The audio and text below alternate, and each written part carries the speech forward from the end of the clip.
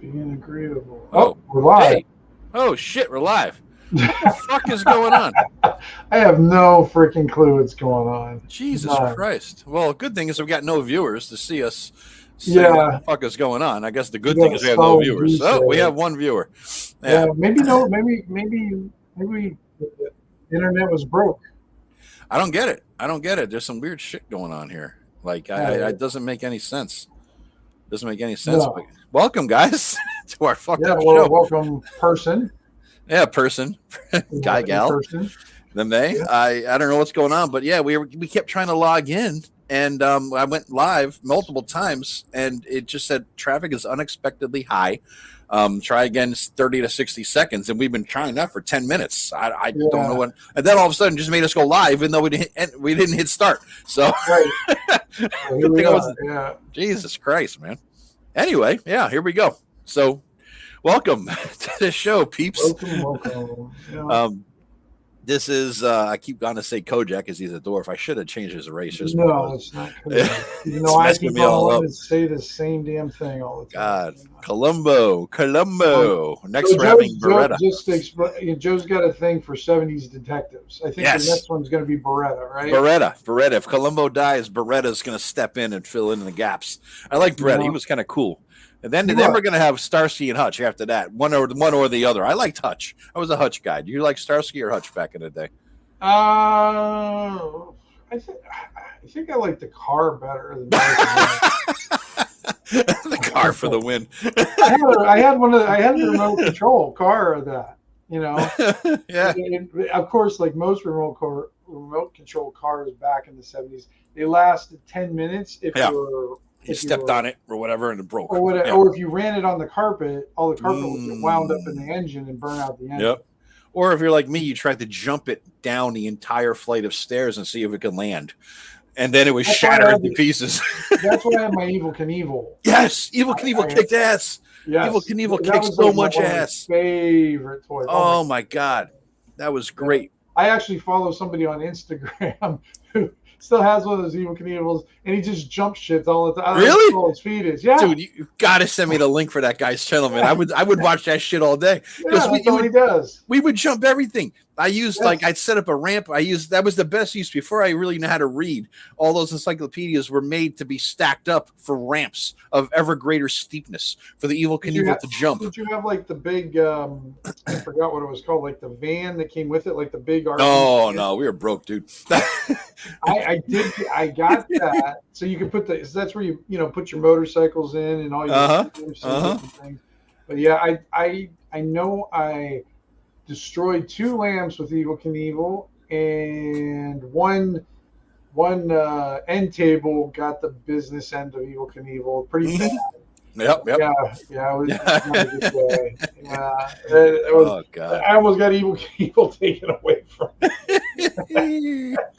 Jesus Christ! I mean, crashing Evil Knievel is what you had to do because Evil Knievel always crashed. It's like Death and Taxes and Evil Knievel will crash on whatever he's trying to do. I remember the Snake River one live. Remember he tried to jump? Oh yeah, I watched it. That was big. That was big. That was a moment. That was a universal moment. I mean, I remember running up to my neighbor's house because I don't remember. We had the antenna and the tin foil and me standing over in the corner to the on a 90-degree angle wasn't working. Yep. So I ran all the way up to my neighbors, and they were watching it. They already had it on, so I sat up there and watched it. And then it was one of those deals where it was like, oh, that was it? That was it. Yeah, the build up, and then he crashes. Yeah, I don't even think he crashed. He took off and then. I think of the ending, didn't he? Didn't he hit at the ending? Didn't he fuck it up? Like he didn't end in the water. He didn't end up. Well, no, he launched and the parachute came out right away. It deployed as soon as he launched, and then it just kind of floated down on the. No shit. Okay. Yeah. God, you did too, Paul. Yeah, you got to have one of those. Yeah, he was one of my guys that used to watch. We had 2 people watching, and then we started talking Evil Knievel. Then we're down to the Flint. So we lost that one. Yeah. Hey, I have to say, if you don't like Evil Knievel, you don't have to stay. And also, you never have dinner at my table. I don't need him around here. I don't need that next day. Oh shit! So All right, tonight, guys, we're doing the last session 0. Yeah. Got Vance, and then did Flint and Ken. Monday. Monday. And, Monday. Yeah. Yep. It's Wednesday, yeah, right? so it's the way the session zeros have worked out is they're kind of interesting because it was kind of establishing Vance as like a goblin, and then learning a little bit of the goblin culture and different. Okay. And then you kind of went on a small side adventure and nearly died 3 times. He went below 0 3 times. So I started using, so I used the revivals, and I'm kind of like about those ones. I'm still gonna. Oh yeah. But I'm gonna use it. But I mean, the person, like, I had the NPC. The NPC was rolling to revive him.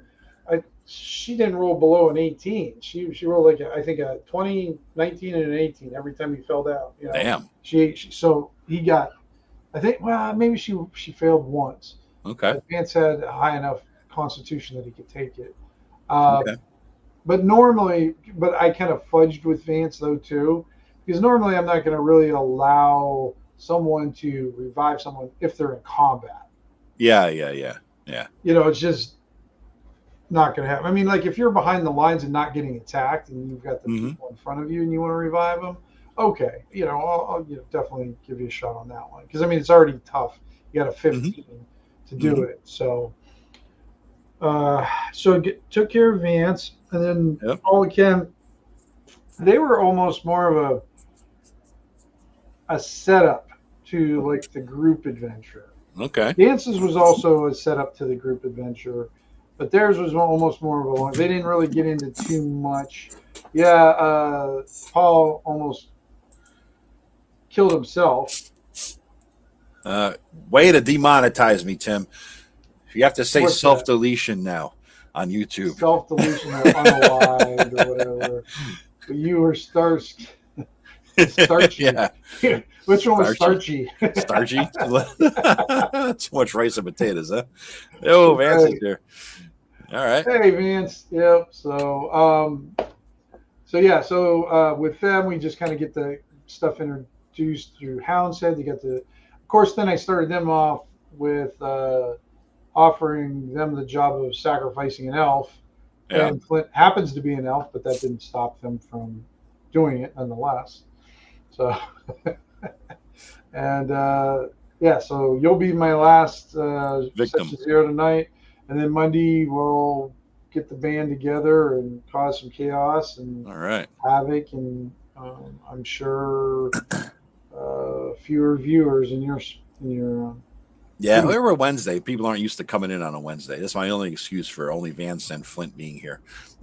Only members of our weird. group. We got Flint and Vance, but it still only shows we have one person. Shows one person. Yeah. So I'm thinking somebody's they're cheating on us or something like that. This is how YouTube fucks us on views. This is what it is. That's what's going on here. And the way I'm going to introduce you is going to be different from all of those. Okay. All right. Just so you know, I didn't watch Vance's show. And I didn't watch. I watched the first 45 minutes. I figured, I'll watch the first few minutes to get them set up, and then once I get into the substance of the adventure, I'm going to stop watching. It took 45 minutes to get into the substance of the adventure. Yeah, well, it's a session 0. We had to set some things up. Yeah. A few little tweaks we needed to do and whatnot. So like I do the session 0 thing too, where you don't let the guy die. I mean, you throw shit at him and you make it tough, but if he dies, it's no fun to have your guy die in session 0. That's retarded. No, you're it's mainly there just to get him, because just to get them to experience the game a little bit, and then if they want to tweak their character.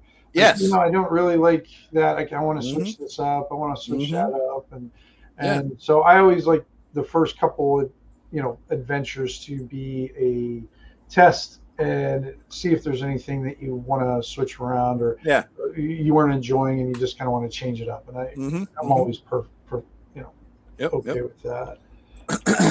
And Joe, how do you look up a character, like change a? I want to look at a map, make sure I've got the lighting set up correctly. What is it? Control L to see through a guy's eyes. You do Control L, I think it is. or Alt L. Well, either Alt. It's an No, L. you Control L seem to. You got to click on the character's token who does not have night vision or only has a torch or limited vision, right? You click on the character like I clicked on Kojak, and then you do like Control L or Alt L or something like that. I know there's an L in there. L is for look. You're looking through their eyes. Yep, I think I got it taken care of. Wow, you can see a lot in this one. That might be too much. No, that's. How are you able to see over there? That's weird. Sometimes just breaks or gaps in something that you don't plan on. It's just little shit like that. Sure. I don't see what you see. The token. I got the token. How do you? Let me see. I think it's just right here. Short. Should know this by. I was doing it the other day all the time, but hell if I can remember. What I was doing to. Where's that? Okay, I think. Yeah, the key. Thaitis is saying select the token first. That's the key. Yep, I got. Yeah, I was checking Joe's.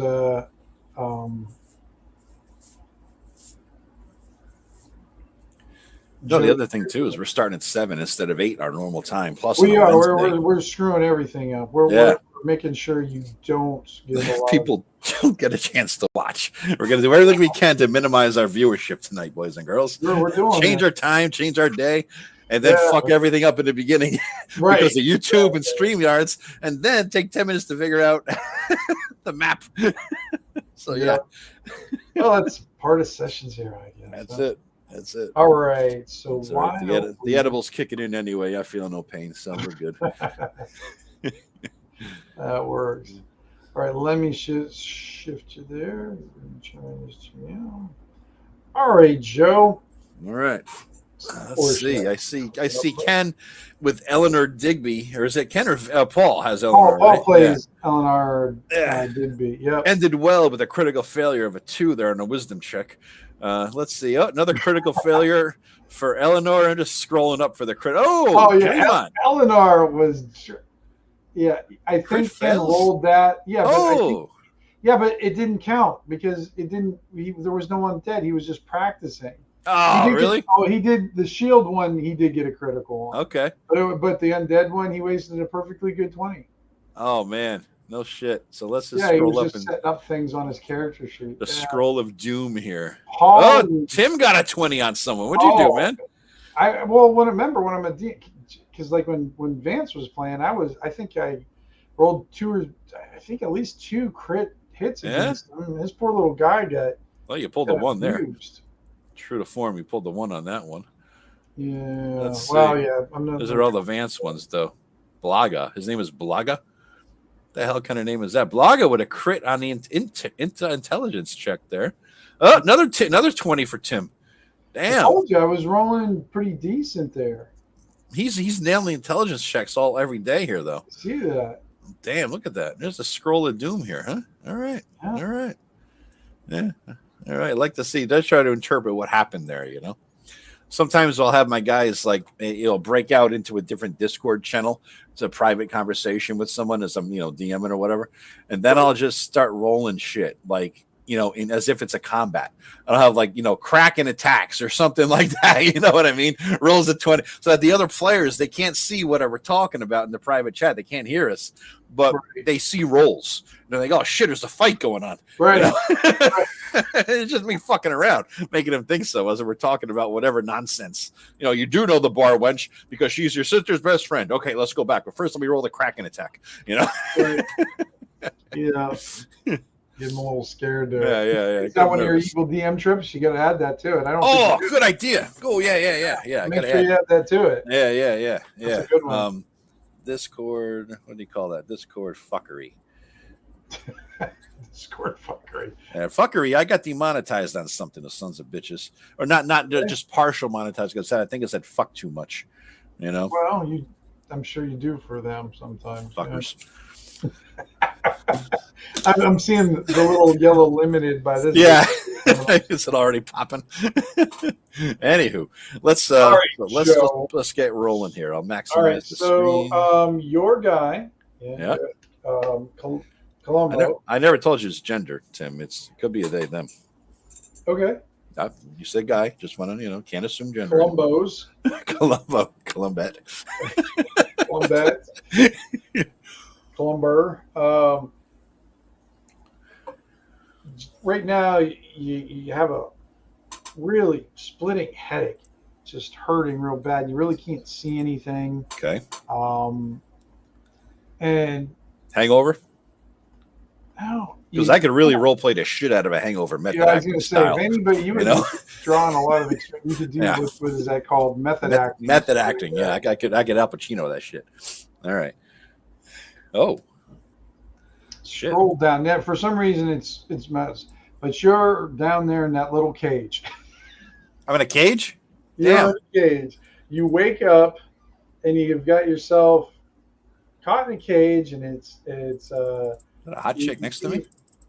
Yeah, yep. She's kind of cutie. All right. And you kind of remember her from like you were traveling along the road, and she was in another group traveling along the road. Okay. And you wake up and you're in some weird ass freaking cave. You see two guys standing around there. And actually, you see a third guy, Joe. It's not like it's completely black, but you can. Yeah, I don't see any guys, Tim. I see. Wait. Maybe I'm missing. You see him right here. Yeah. Is this a guy? I'm trying to click on the damn YouTube. This one, and that one, right? That one, yeah. So you see those three guys. Okay. There, okay. And then those two guys just look like they're standing guard. They're dressed in kind of crappy leather armor. They have shields and short swords, and they just look like they're put together. Definitely not high quality. They're wooden shields. They're missing some pieces. The guy to the south, who's on the table, at the table, he is like looking through things. There's not all those big papers or anything, but he's sitting at the table. And he looks like he's trying to count. You hear coins. That's just like music to my ears. Trying to count them and whatnot. And the lady that's next to you is sitting up in her cell, and she's got, she's kind of, what do you call it? Almost like a prayer position, like she's in prayer position, kind of kneeling down and whatnot. And you don't have any of your weapons, and you don't have your armor, so you're basically in your just your regular clothing, and you don't have any boots either. Okay. And just so you guys know what I'm starting with here, I had a long sword, a shield, a leather armor, and 1 silver. So I'm assuming one of those silver pieces on that table were mine, because this is the remember, if you remember my old Columbo, he was 5th level, walking around like a god of war. Now I'm 1st level, but no money, no income, nothing. So yeah, I'm seeing this now. Yeah, exactly. Now I'm fucked in a cage. Yeah. Now the cage that you're in, it's definitely looks like some sort of animal cage. Strange things about these cages, they're in very good condition. They almost look new. Metal. So they're 10 foot by 10 foot cages, give or take. Yeah, metal or wood, Tim. They're wood, but with but reinforced with metal at the joints and stuff like that. Gotcha. And the door is where you can see there. And they don't seem to be paying any attention to you. Okay. Give me an intelligence roll, Joe. All right, let's start the action. You're going to need to beat a 12. 15. Okay, before you're as you're kind of waking up and you're kind of getting your bearings, you remember that there was another group with you. That lady was with. Yeah. They started yelling, and you heard the sound of combat. Okay. And you went to draw your sword, and all of a sudden you just went face first into the ground. Damn. It's like, do I have a knock in the back of my head kind of thing? Like somebody nailed me in the back of the head? No? No, any wounds, any visible wounds like arrows or punctures? Or nothing. Was I eating anything prior to going down, Tim? Drinking anything? Nope.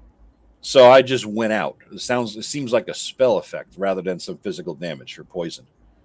You do remember hearing some strange, like a strange language coming from your right. Okay. Okay. Um, how many That people was were in that that was group with the woman? from what you remember. There was like four. Okay. Okay. And we were going from Scorn to Hounshead. Was that it? Yeah. Yep. Okay. Hmm. All right. Did they have wagons or what was the makeup of their group? Their group, they were just walking. From what you gathered, they were doing some sort of pilgrimage. To Hounshead? Possibly, yeah. Obviously. That's where they were headed. Okay. Obviously, we're going to worship Kojak. Um, was there any, did we converse at all about anything while we were talking or walking? You tried to, but none of them would talk to you. All right. Any noticeable holy symbols on anybody? They were The like one, the pilgrims. one lady that's across from you noticed that she had a small kind of silver-ish symbol, which she's not wearing now, Okay. but it looked like it was a face with no mouth. Do I recognize that from anything?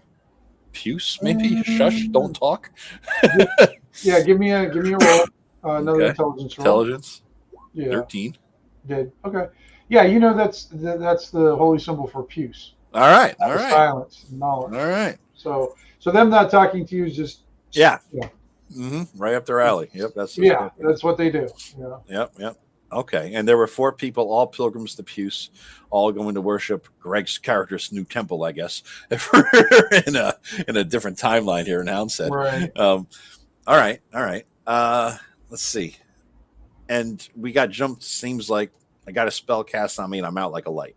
So there might be a spellcaster in this group because I have no puncture wounds, no poison. I didn't drink or eat anything. I can't think of what else it might have been. Look over at that chick. Is she awake? Is she aware? Is she looking at anything? Or should her eyes Like I closed? said, she's in the kneeling, but she's praying. She's in the Okay. kneeling, All right. like kneeling down and kind of has her head down and has her kind of has her arms crossed his chest and with Okay. her head down. Now, is there a floor to this, Tim, or am I sitting on dirt, or is there a floor to the cage? It's You know what it's an open, so you do have like what you see on there, Joe, is what you're sitting onto. It's just like a big cube, and that so there is dirt in between, the slats that are secured. But the ground under my ass is it bars or is it dirt? It's bars, like I said, Bars. it's like Okay. Okay. like a cube cage, and that. But Gotcha. there's dirt underneath there also. But Gotcha. yeah, Is there any little pebbles or rocks or anything like that I could pick up? sure. Things? Give me a D6 roll. All right. We'll use the old what is it? The Shadow Dark. 1. No, No. actually, All right. it's pretty much cleared. Okay. What was the distance here? I wonder. It's 5 foot per 8. square. So it's from me to touch. If I move myself to the edge here of the cage, look, I'm free. No, if I move myself to the edge of the cage, Right. I could maybe wave my hand through the cage at her, try to get her attention, or maybe throw a little bit of dirt at her, get her attention. Sure. Okay. You can do that, and she's got, like I said, she's got her head down, and then when you throw dirt at her, she does look up. Okay, look at her. And I say, hey, I whisper, hey, what the hell happened? What's going on?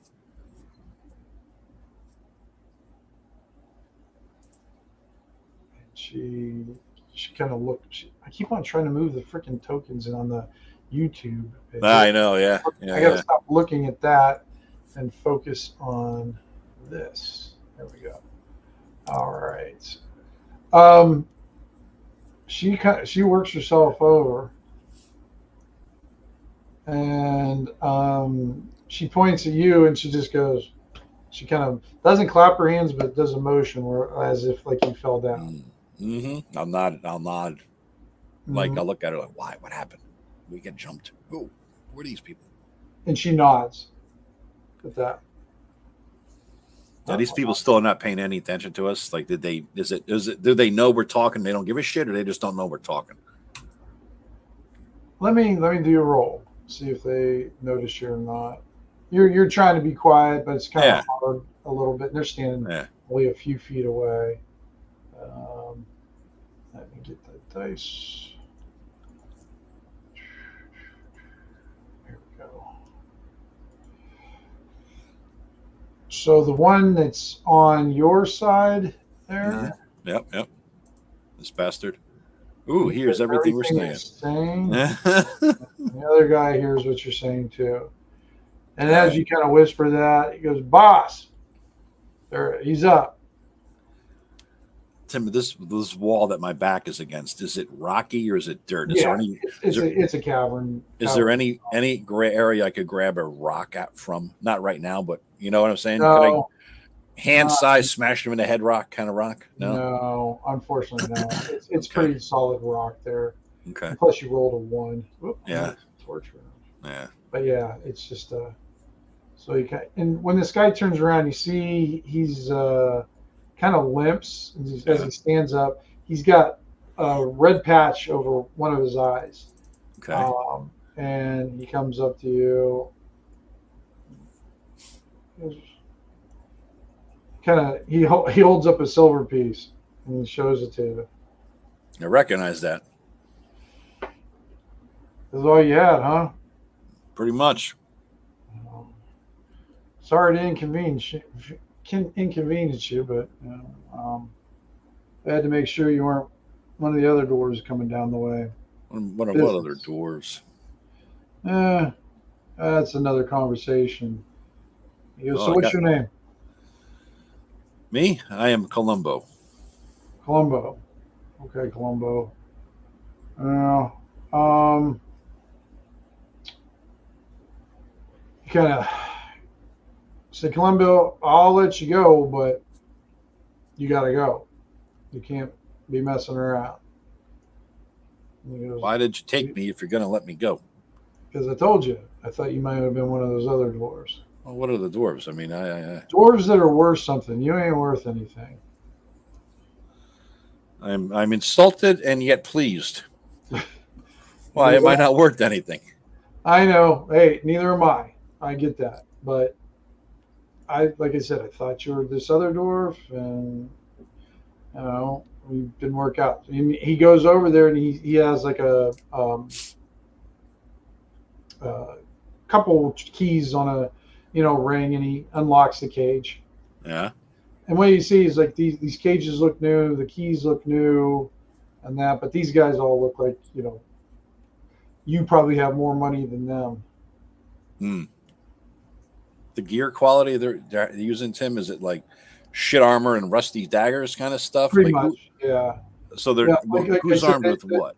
Okay, so you have the two guards here and here, they're dressed in shit leather armor. Yeah. Have shit swords and shit shields. Okay. And this guy looks like he has a somewhat decent crossbow. But he doesn't even have armor on. He's kind of dressed in tattered clothing and whatnot. And like where his eyes patched over, you can tell that he's been burned with like acid or fire at one time. Wow. And he has a crossbow. He's got a crossbow. He got one eye and a crossbow. He's got one eye and a crossbow. All right. Well, you usually close one eye to shoot it anyways, huh? I guess. Yeah. All right. But he opens up the door and he flips you the coin. He's like, I'm not going to steal from someone as poor off as we are.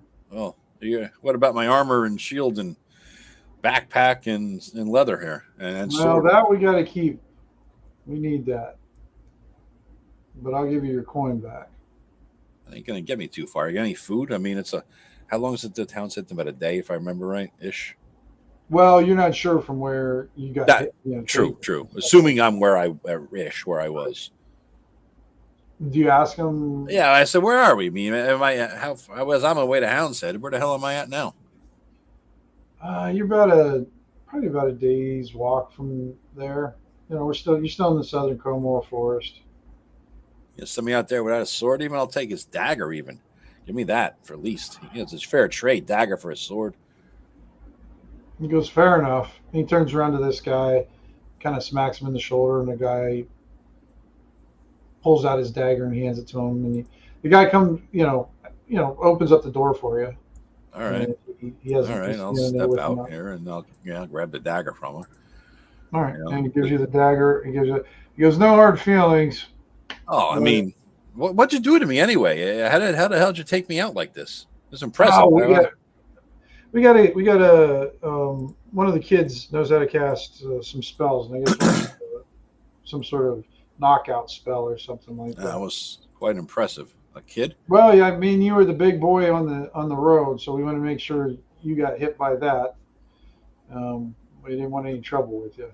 I look over at the girl in there. How about her? Does she wounded Tim in any way? No, she's not wounded. No. How about her? No, we got to keep her. She's worth something. To who?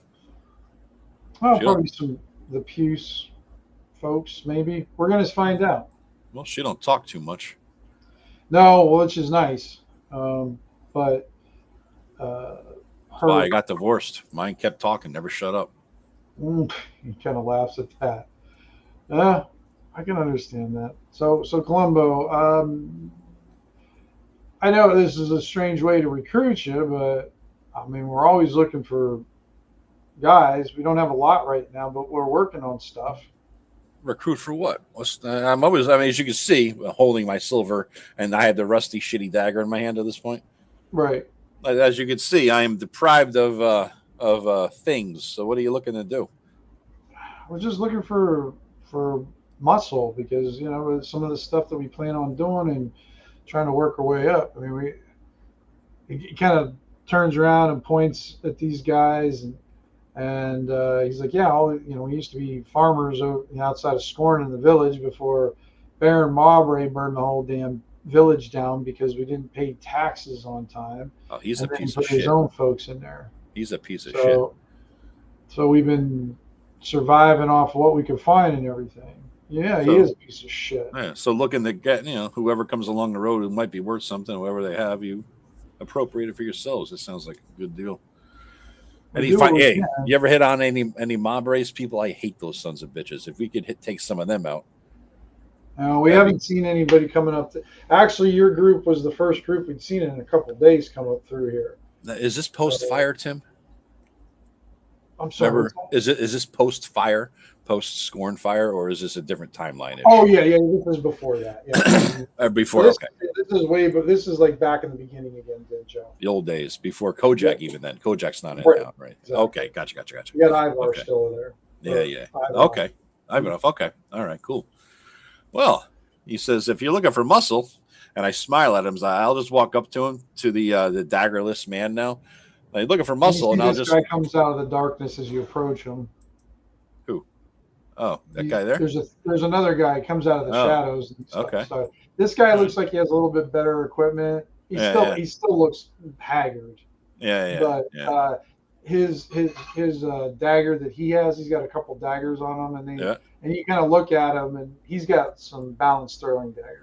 Okay, all right. It say if you're looking for muscle, and I smile and kind of laugh heartily, and I walk up to the daggerless guy, and I pick him up under the armpits and lift him in the air. I got muscle, boys. The guy says, yeah, I know. That's you're big freaking dwarf. He just kind of shakes his head. He goes, my name's Renoff, by the way. What is it? Renoff, Renoff.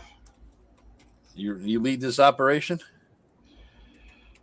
Yeah, for now, until they decide otherwise. But I was the reeve at the village and that, so they kind of trust me, and so for right now, I am. Although there's been some rumblings that I don't do things. I don't want to kill anybody. We're not killers. We're farmers. So, but we got to live too, and I get it. Sometimes I can inconvenience people, and that's So I don't want. I'm not here to kill anybody. I'm not here to hurt anybody as much as possible. So what you're doing then is basically kidnapping people or robbing them, essentially, and the money, the proceeds go back to your villagers. That's what I'm hearing. Yeah, we're trying to stay alive. I mean, we're kind of scattered about. This is one group, but we got to, the wives and kids are in a different location. So, all right, that sounds actually promising. What do you think she's worth? I don't know. We haven't heard back yet. We kind of sent a message up to the Shrine of Hughes. Where's that at? Scorn? Yeah, Scorn, yeah. That's going to be a hard thing to get. You might get their attention. Is there any other smaller shrines in smaller towns or villages around that might be able to? Then again, you're not going to get as much money from them. So yeah, you got to go to Scorn. Right. And I don't know because they don't say anything. Yeah, that's true. They don't talk too much. This one here. Yeah, they're the acolytes, and they won't. When they're on their pilgrimage, from what I understand, they won't talk at all. Otherwise, they lose their. They're gonna, they won't. Puce will, what do you call it? Punish them, I guess, right? Or just like abandon them. They won't get any benefit from them. Yeah. So we'll keep her here. We'll keep her fed as best we can. Although we are running low on food, and you can see everybody in here looks malnourished and sickly pallor to them. They look like they were farmers at one time, but they've definitely come on hard times. Yeah, it looks like you do need some food. Jesus. Yeah. Well, we're hoping we can hunt some game around here and whatnot, but we haven't had much luck. None of us are great hunters. The one guy that was a decent hunter was killed during the fire because he tried to save his kids, and the Baron's men shot him in the back. Well, I was a scout in a former life before I took up the sword and got jumped on the road by you guys. I got some good wood skills. I can maybe help with that problem. He kind of looks at the other guys, and this guy walks around and you see him looking at you, kind of suspicious but hopeful. Yeah. No, I'm pretty good with stealth, observation, and speed, apparently, according to page 26. I'm assuming scout meant woodland scout. You know what I mean? Hunter-ish, I guess. He turns towards Renoff. We do have that bow and a few arrows we could let him have. And Renoff goes, yeah, well, go. Why don't you go ahead and give him his stuff back. Go get his stuff. He goes, tell Chester he's going to have to give up the sword. He can't keep it. We'll give it back to him. He's definitely going to be more helpful with his own equipment than we will. Yeah. You got a good hunting spear too. I'll use the bow, hunting spear, anything. Yeah. So the guy goes away, comes back, and basically you've got all your equipment back. All right. And you've got a short bow and 5 arrows. Okay. Now this bow is not a good quality, Joe. It's low quality, so it's -1 to hit and -1 to damage. And if you critically fail, the bow just breaks. Okay. All right, and then 5 arrows. 5 arrows. Yeah. Okay. I'm still got ridiculous inventory left, so I'll write it down. Anyway. Yeah, he's like, yeah, this is what we got. And Renoff's like, anything you could do would be great. We've just been just what we've been, finding in the forest. It's enough to keep us alive, but it's. Can anyone cook? I mean, I don't cook. I can kill. I don't cook. Yeah, we've got a few people who can cook. I think he kind of looks around, but yeah. What time is it anyway, guys? A little dark in here. I can't quite tell. Yeah, so he's like, I think it's about midday now. You've been asleep through and that's about what time you got slept. It was about midday. Oh, okay. So it's only been a half hour-ish, maybe, or whatever. No. It's been a full day. Oh, a full day. Different midday. So, all right. So different. Okay. Different day. So, okay. Yeah. All right. Well, I'll introduce you to everybody so that way they know who you are. All right. That sounds good. So he comes through here. And as I walk past, I'm going, sorry, lady. I look over to her. She didn't really, when you walk past, she kind of goes back down to her praying that she's doing. And then your dwarvenism catches as you go by that desk. You do see a small stack of silver coins and a small stack of copper coins on the desk. Okay. I mean, it's not very much. Let me see here. I'll tell you exactly how much. It's worse than that. It's 1 silver and 2 copper on the. On Jesus Christ, these guys ain't even worth killing. It's not worth the effort to like get hurt. Right. Exactly. How is this short? His crossbow, Tim? Is it? No, his crossbow looks like a good, like a decent crossbow. It looks like it's a good quality crossbow. They don't have light or heavy, right? They're just regular crossbow. I don't think so. I think in this one it's just crossbow. Okay. Okay. All right. It's good to know. Loaded or something like that. Yeah. Yeah, they just have regular crossbow. 1d6. It's a finesse weapon. Okay. 20 bolts. Yeah. It's 2-handed, but you don't have that. You have the short bow, anyways. Yeah. I'm just curious of what I'm going to. That does 1d4, Joe, and it's 2-handed. I'm just pre-generating the loot list when I slaughter every goddamn one of these fucks. But yeah, that's all. Or I might not. I don't know. They seem to need a leader. I might be a bandit leader. Who knows? Why not? I mean, Ken and Paul had a chance of being cult leaders almost for there. Sacrifice the elf. Sacrifice the elf. So he stops at this table, and you see a woman sitting there, and you see a guy. Oh wait, where are we at? Over by the fire table. You see. Oh, okay. Right here. Over there. Okay. Oh, I moved the wrong guy anyway. So. Yeah. He kind of stops by and he goes, these are 2 friends of the group. One's a gentleman over there. His name is Roland, and that's Gertie there. She was going to help us kind of stay away from. She knows the forest a little bit better than the rest of us, so we kind of. She does. Yeah. We don't know this far, Como Forest. We don't come this far, so. Roland there, he was kind of like a traveling tinker, so he's like been trying to patchwork some of our stuff together. Okay, all right. And Gertie, you're from the area? She kind of looks up at you and she's like, dwarf, huh? Yeah, I'm from the area. The best play, hold up the short bow and a narrow.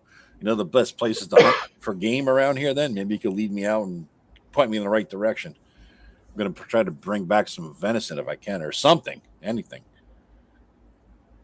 She kind of looks at Renoff. I'm as hungry as you are.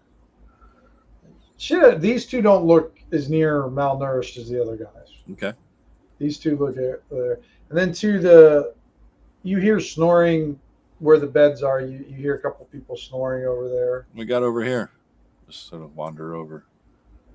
It looks like a bunch of beds, and there's a couple of people, and you see a guy sleeping in this one. Is there more to hear, Tim? The darkness seems to be cut off oddly. That's all the farther the torchlight seems to go. Oh, okay. Okay. It's weird. I even though I have the dynamic lighting on and everything I've done in the past, I don't know, for some reason it's not quite working. So that's right. That's okay. Yeah, because I didn't know if you were going to go whole, murder hobo on these guys right away, or kind of. I might just be a bandit leader. This is great. I think you needed to put the red line on the inside, Tim. Well, it shouldn't make any difference. Maybe I don't know. The light should only hit the red line. It's a red line and stop. Yeah, that's true. So I put it on the light layer. I know I screwed up somewhere, but I didn't want to waste time redoing it. Yeah. So no worries. And it was fine for this one. But Gertie goes, I think I might know a place. It's not. I don't know if there's going to be venison there, but there's a pond not too far away, and maybe we can get some geese or something along. Something maybe will come down. But she goes, there's some wild boar in the area, and you do not want to be in line when they're charging. Do you have a hunting spear at all? And you see she pulls up a spear from. She had one on the floor. She goes, "Yep." Is that a good hunting spear with like the crossbar that it won't kill me? You know what I'm saying? Oh, this is my spear. Oh. Well, let's go hunt more then. You have any more? Then what it looks like. It looks like a old soldier's, like a short spear. Okay. One, it'll work against the boar, but I mean, it doesn't have the crossbar or anything. Yeah. So it might run me over even with. It looks more like a throwing spear than a melee spear. Kind of. Mind if I take a look at that?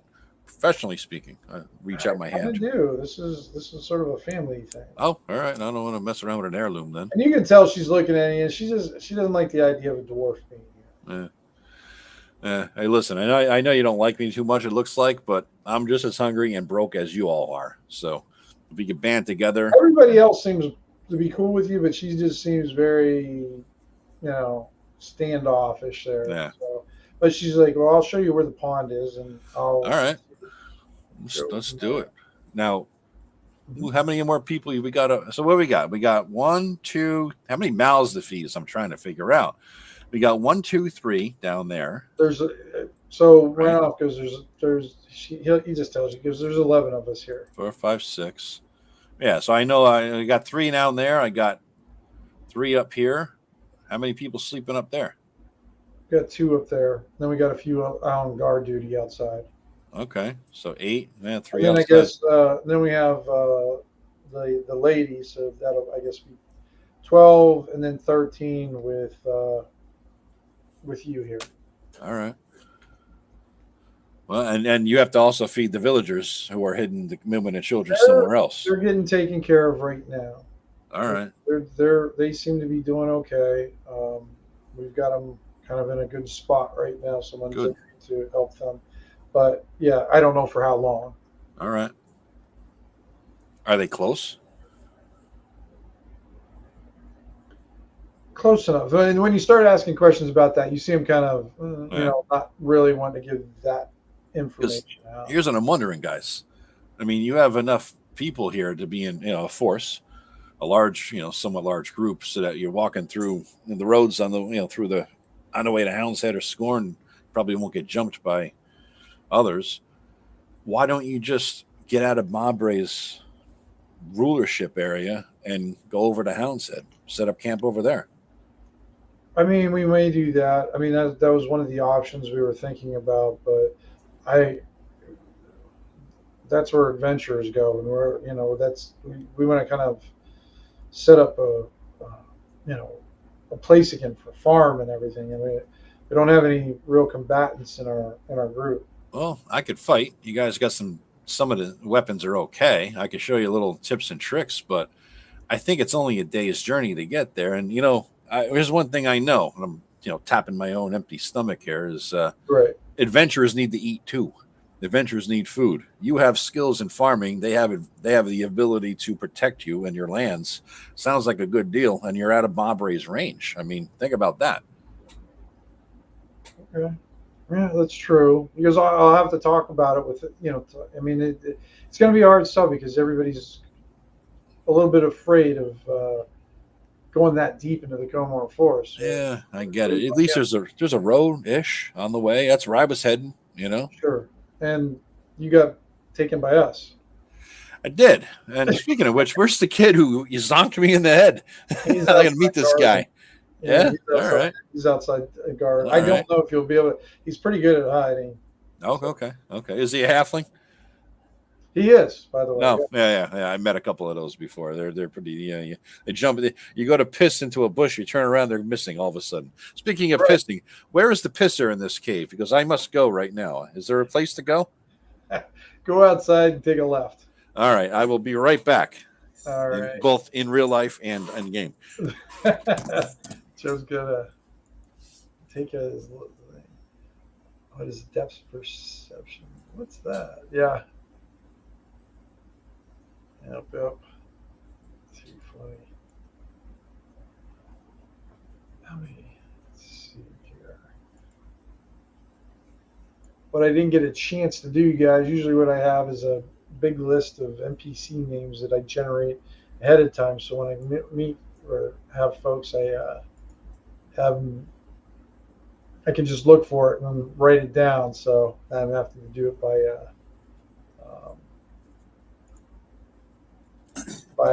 just looking it up and doing it. I'm back. It's weird. I'm watching the YouTube channel. Jesus, it just had ad block shit for me. What the hell? Look at the display. Look at the display. I'm looking at. All I see is a circle going around. There you go. Something popped up. My ad blocker updated in it and took the time to share the message. You know. Oh, really? That's yeah.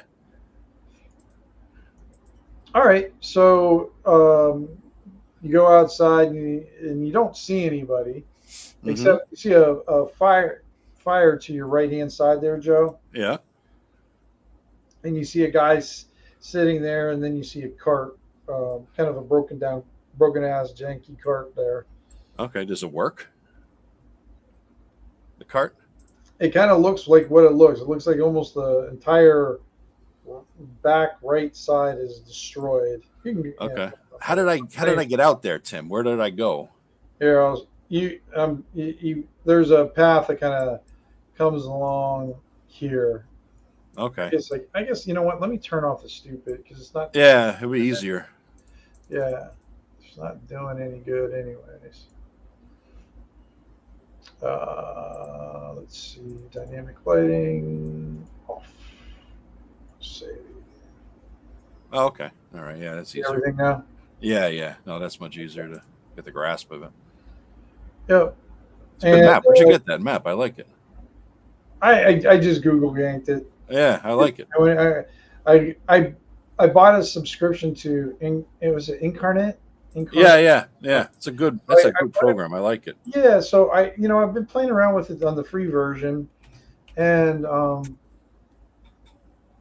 like, all right, and then I just finally, you know what? If I'm going to use it, let's use it because you only get a few assets. So I wanted to try a full hog, and it was very reasonable. I think it was $25 for a year. Yep. I grabbed a copy of it, but making maps takes time. Yeah. So I just went and Google ganked this. Otherwise, I would have tried to make one. But that's the problem with this is because I'll get caught up in doing fucking maps and not the other stuff. I'm not. Yeah. And so I actually had to force myself not to try to make one. Not that would have made any difference because this one didn't work out. I thought it was going. I thought, well, if I just have a pre-made one, I can set everything up on it. You can do them off of Roll20. Little tangent here, but yeah, some of those Roll20 programs you could buy them pre-made. Like I bought all those cult. Right. I bought like a pack of 10 cult layers, for $5. That's where I haven't bought any pre-dynamic lit or whatever you call it maps yet. I just bought like the tokens and can you see the animated fire and stuff like that? Oh yeah. There you go, a little smoke action there. That's cool. Right. That's pretty cool. Yeah. YouTube feed is just not doing. It's circling and circling. It's horrible. Yeah, it's very slow. Everything is very slow right now. I wonder what's going on. I think it might be the president's speech is coming up, dude. It's the only thing I could think of. YouTube though. And that's how I don't even have cable, dude. If I was going to watch it, that's where I'm watching that shit. That's true. You don't have cable either. So that might be it. Honestly, that might be it. I'm not watching on TV. So. No. Yeah. You could always catch a live feed of some shit or another there. Yeah. True. All right. Let's see here. All right, Joe. So she just kind of leads you to the north. Okay. And she gets you about 100 feet away from there, and she just kind of turns around, puts her spear butt into the ground, and she turns and she goes, "Are you really going to help these people?" I got nothing better to do, lady. Honestly. I mean, I got 1 silver on me. I got no food. I got a backpack. I got not much going on here. So, yeah. I mean, I think the best way to help them, though, is to get them enough food so they can withstand the march to Hound's Head and get them out of this shithole. I hate Baron Mabray. I mean, I am no stranger. I come from Scorn. I'm no stranger to this bullshit. He has to deal with this guy. The taxes, I mean, it's ridiculous. It's a fucking... And don't get me started on the Spears of Sarath, those assholes. Oh, when you say that too, she really kind of like She kind of you get a slight smile out of her for that one, and Yeah. she nods. Fucking She goes, pricks. all right. She goes, I'm kind of protective over these guys, and I just don't No, want I to get it. hurt I get it. it. So, No. oh well, let's go to the pond. Let's see what we can find, and All right. we'll go from there. Joe, give me a D6, please. All right. I gotta run out of camera and grab something real quick. All right. I rolled a 1. Oh, perfect. That means you get a random encounter bonus. Oh, of course I do. Dun, dun, dun. Let me see. I'm digging through my own shit, Joe. I can't find anything. Oh, what? Ugh. Oh, I was digging through my own stuff to find what I needed. Oh, okay. Okay. All right, give me a 3d6, Joe. Because I like it when they put it. So it's just me and her. I got my sword. What does she have on her? Anything other than the regular spear? Yeah, it's kind of like a throwing short spear or whatever. Kind of thing. So, what'd you get, Joe? 7. Oh, 7? Okay. That's a little bit on the low, but that's always good. Okay, as you guys are going through the forest, let me see if she sees. All right, you guys pass underneath this. Think of it like a willow tree. Yep. And how far are we from the camp, Tim? Just how long? About an hour. Okay. Right now. And she said it was getting pretty close. Mm-hmm. But you guys don't need torches in this area of this Comor Forest. This is still the southern part, so it's not too bad and everything. Okay. But you all of a sudden, all these moths burst out of this willow tree and swoop down on you. Fucking hag moths.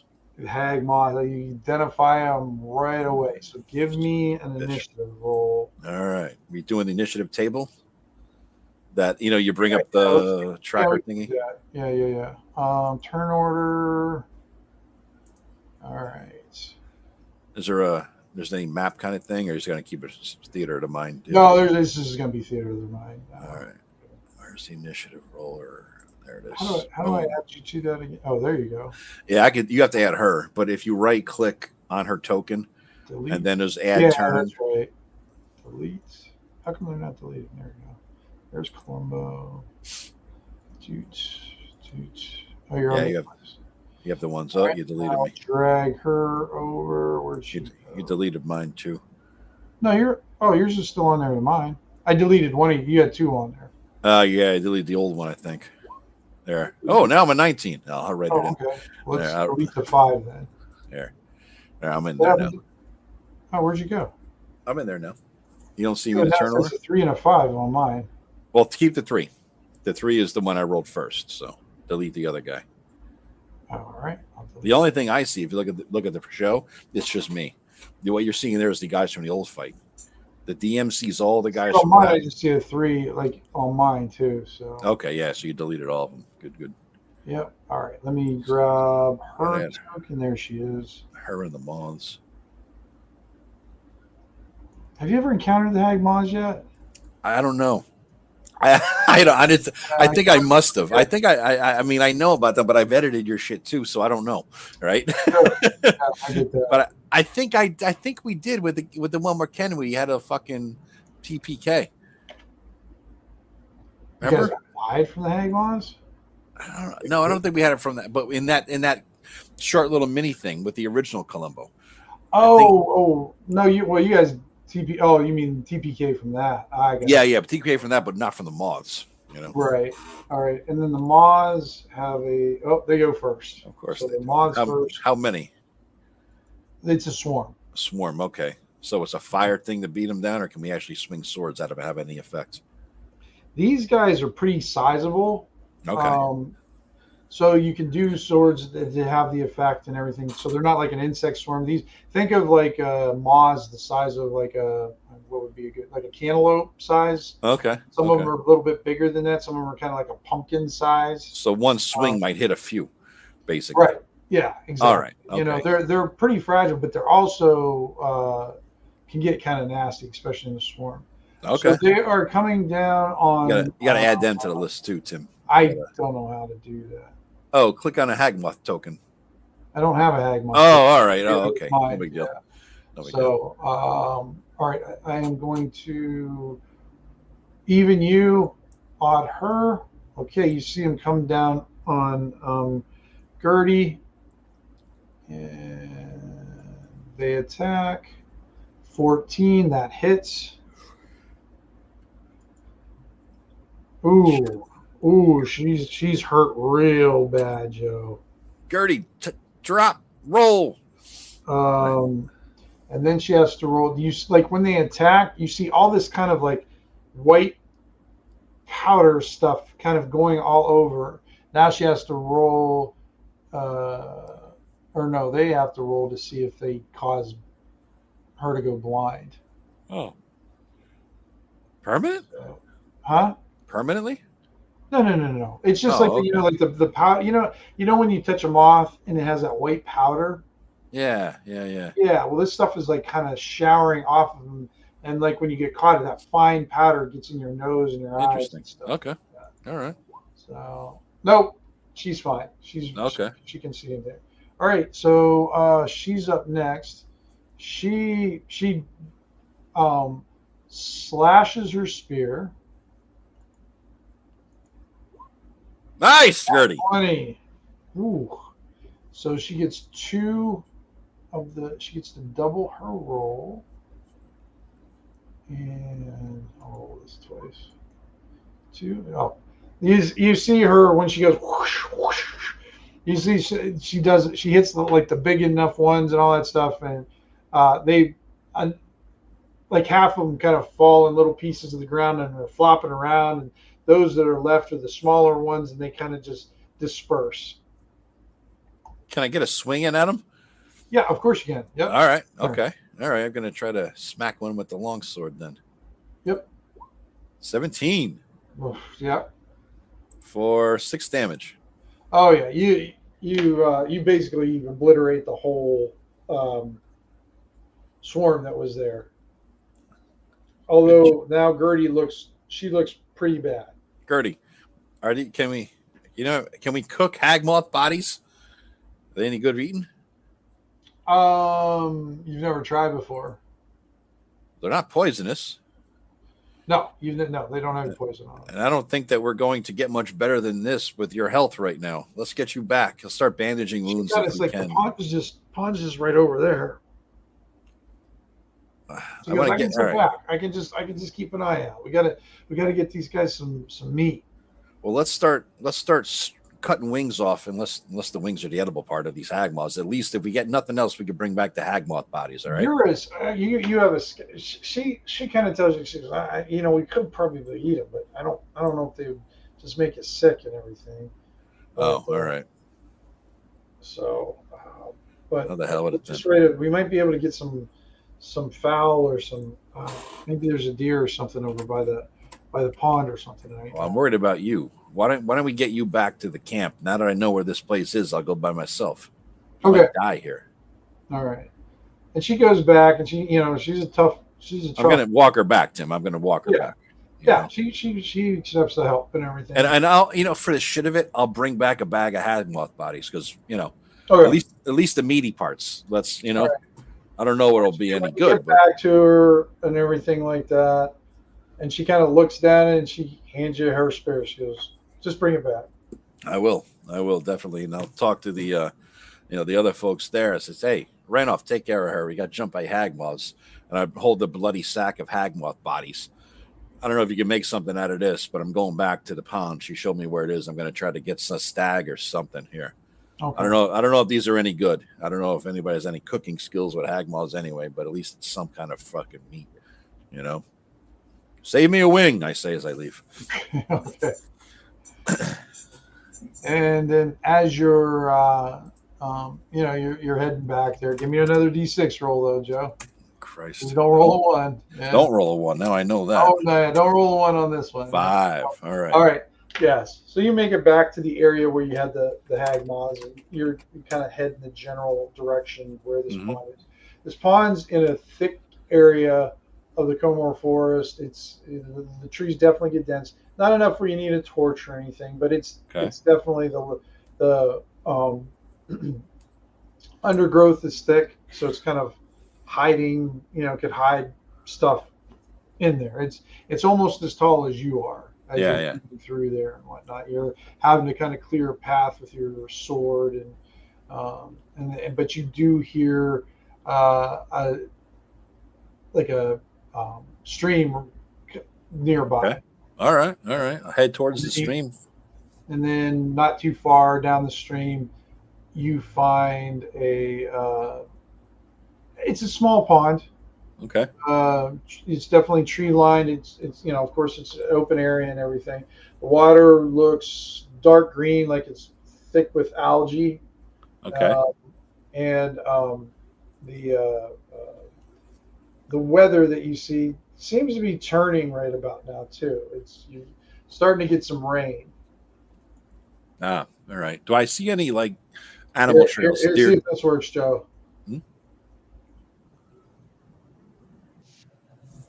Sound effects? Let me go. Oh, look at that. I'm using the jukebox. Yeah. All right. Cool, man. Cool. Until that time, I didn't notice I had my sound on my speaker coming from the speakers out. It's not my head. I was like, what? I don't hear nothing. Oh, great. But yeah, so it starts raining now. And when it starts raining. Any deer trails, Tim? Give me a. What do you have? I'm a scout. Yeah, okay. yeah. So that's kind of my thing. 9 or above. Yep. That's what I'm going to be looking for. Yep. 20, I get that. 13. You don't find the deer, but you do find what you would figure is like boar tracks. And from the depth of the boar tracks, they're pretty deep. We got O'Neill in the house, and what is that sneaky JC? I want that size. I don't know what size that is. All right. Just turn it down a little bit. So from some boar tracks. I can turn it down. No. I turned it down. Now it all went away. I don't know what happened. Yeah, there it goes. Now it's background. I can mute it. I can do it on my side. You know what I mean? Gotcha. Master level. There you go. Master. Okay. Recent boar tracks. Basically, you're saying? Yeah, and they look pretty deep, so it's a big boar. All right. Okay. Any trees nearby, Tim? High, tall enough to climb? They surround this whole place. Well, I saw First Blood, so I know what I'm going to be doing. I'm going to going up in the tree. I'm going to get over the trail where the boar would come to drink, if I can, along that way. And I'm just going to get ready to drop down on him with the spear, Well, it looks like the boar was here and he went back into the woods. Oh, okay. Like there's a big, a bit of a trampled trail from you found the tracks kind of by the creek in the mud. Yeah. And then where it was, kind of went back into the forest again. I still like the element of surprise aspect of it. I say recent, not a minute ago. It was like within a few hours, this dude was here, right? You're thinking. You're not sure though. Okay. All right. But it was definitely recent, but you're just not sure. Okay. I got nothing to lose by climbing the tree and waiting an hour. It's still about 1 o'clock or so. Right? Yeah. So let's see. Well, no, now it's like 1, 2, 3. It's about 3 o'clock now. Remember, it took an hour to get there, hour to back, and then an hour back out there. So when is darkness hit where I need a torch or I'm fucked? Probably because you're heading into winter, so probably around 5, 6. 2 hours then. Yeah, 2 to 3 hours. Yeah. All right, so I'll wait a half an hour in the tree waiting for something. All right, give me a D6 roll. Okay. You want high. 5. All right, around that half hour mark, you hear. All right. I got the spear ready. I'm going to be dropping down on him, with all the weight of my dwarven fat ass and the spear, and just like, try to nail him at the most opportune moment I could think of, All right, you see this boar pass right underneath you, Joe, and it looks like a big boy. Okay. All right. I don't have I'm going to use my longsword for the attack roll because it's the same. It's strength, right? So It'll say longsword, but it's the spear. I don't have the thing added in here, Okay. All right, so here we go. Gonna attack. 13. So you're gonna get a surprise, and then you hit a 13. You hit the boar. All right. What's the damage on that? What is it? Your sword? What kind of sword do you have? It's a spear. You said I have a hunting spear, right? But I guess it'd be better. It'd be better. Can I even do a sword, Tim? Can I drop and hit him with a sword? It would be better probably to do it with a spear. That's what I was thinking. So I figured, yeah, because I mean, while I would, I'd allow you to do the sword, but I would just do normal damage with that. With the spear, how if you try, set spear and set the spear. I'm going to consider this as a set attack because you're coming down and with like. That's what I figured. Double damage kind of thing. So that's what I was spear, you'd be able. So you're going to do.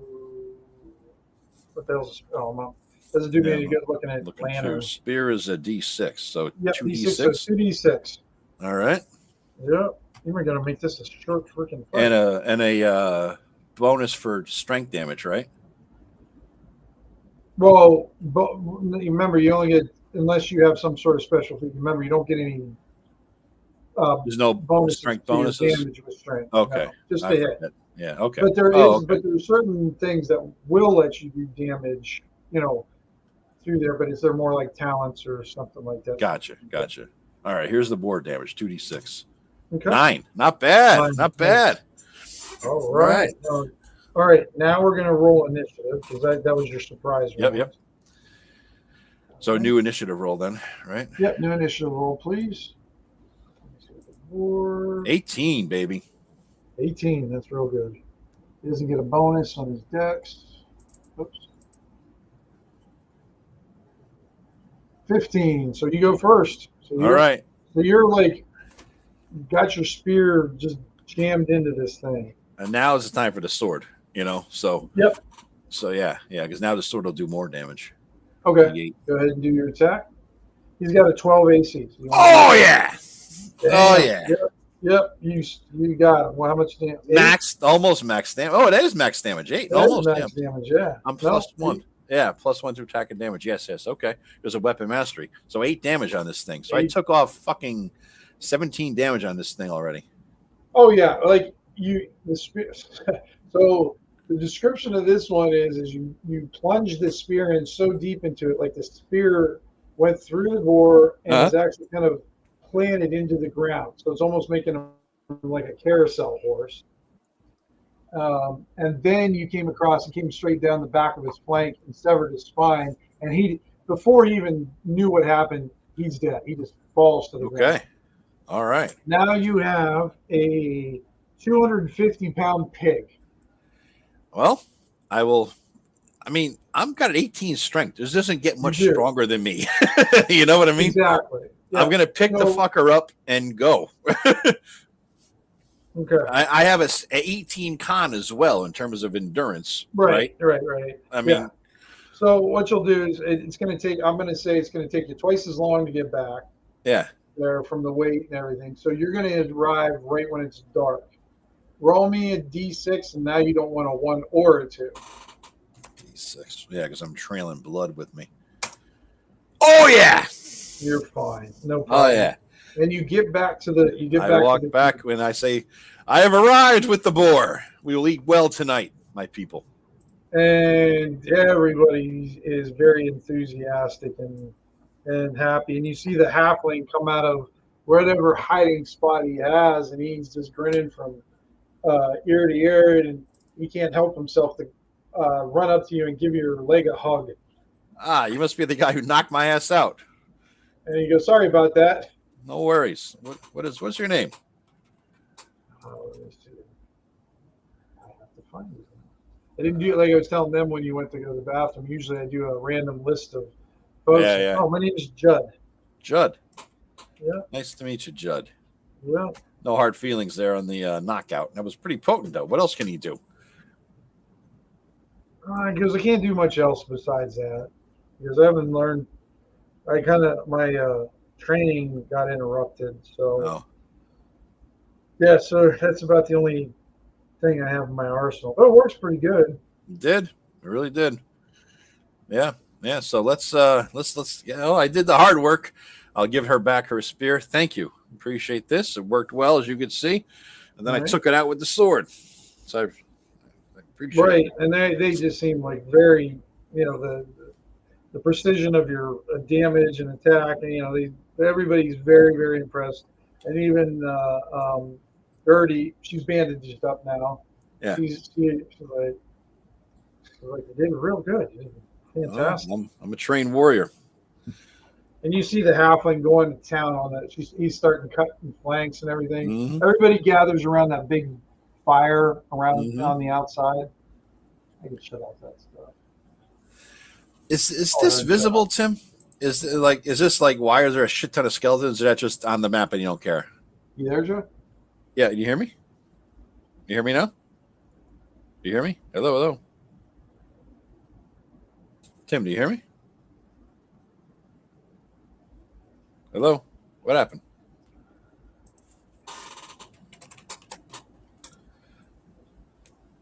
Do you hear me? Hello? Oh, there you go. Yeah, I must have lost connection. As we know, as soon as the water went away, the rain, I all of a sudden could hear you and you could hear me. I heard you the whole time, though. Did you? Yeah, it was weird. Yeah. Like all my stuff started doing the little spinny thing. That's weird. Oh, yeah. I don't know.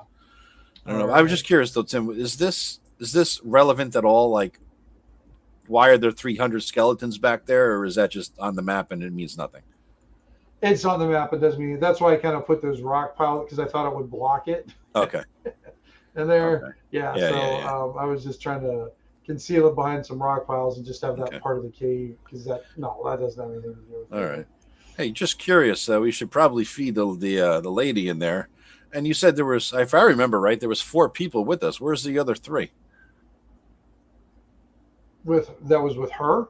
Yeah, there were 4 with her, and then me. And I was going to walk. We were kind of walking together. Where's the other 3? They're not in the cages. Oh, they got out of the way. They what? They got away. Oh, they were all also, if I remember right, they were also sort of on a pilgrimage as well. Yeah, we weren't sure, but they were faster than what we thought they were. We got you 2, and it seemed like you 2 were the money makers, but yeah, no. No, this is our luck. No. Not so much, huh? Yeah. No, not so much. No. So, yeah, I mean, we can't thank you enough for helping us out because without this, we probably would have had to, tuck tail and go back to Scorn or something. No, I'm hungry too. Trust you. Yeah, I mean, not knocked out for a whole day here. We should feed her as well. It's the only right. Oh yeah, of course. Yeah, we've been. Yeah, we'll definitely make sure she gets fed and everything. I don't want to put. We got some rope. I don't want to tie her up because I don't know. I don't like keeping her caged. I don't want to tie her up. I don't want to run it off. But I don't know. Maybe he kind of like while you were gone, we were talking, and even Gertie seems to trust you, and she's not the most trustful. So maybe going to Hound's Head is a good idea. I mean, I think it can't hurt. I honestly, what do you got?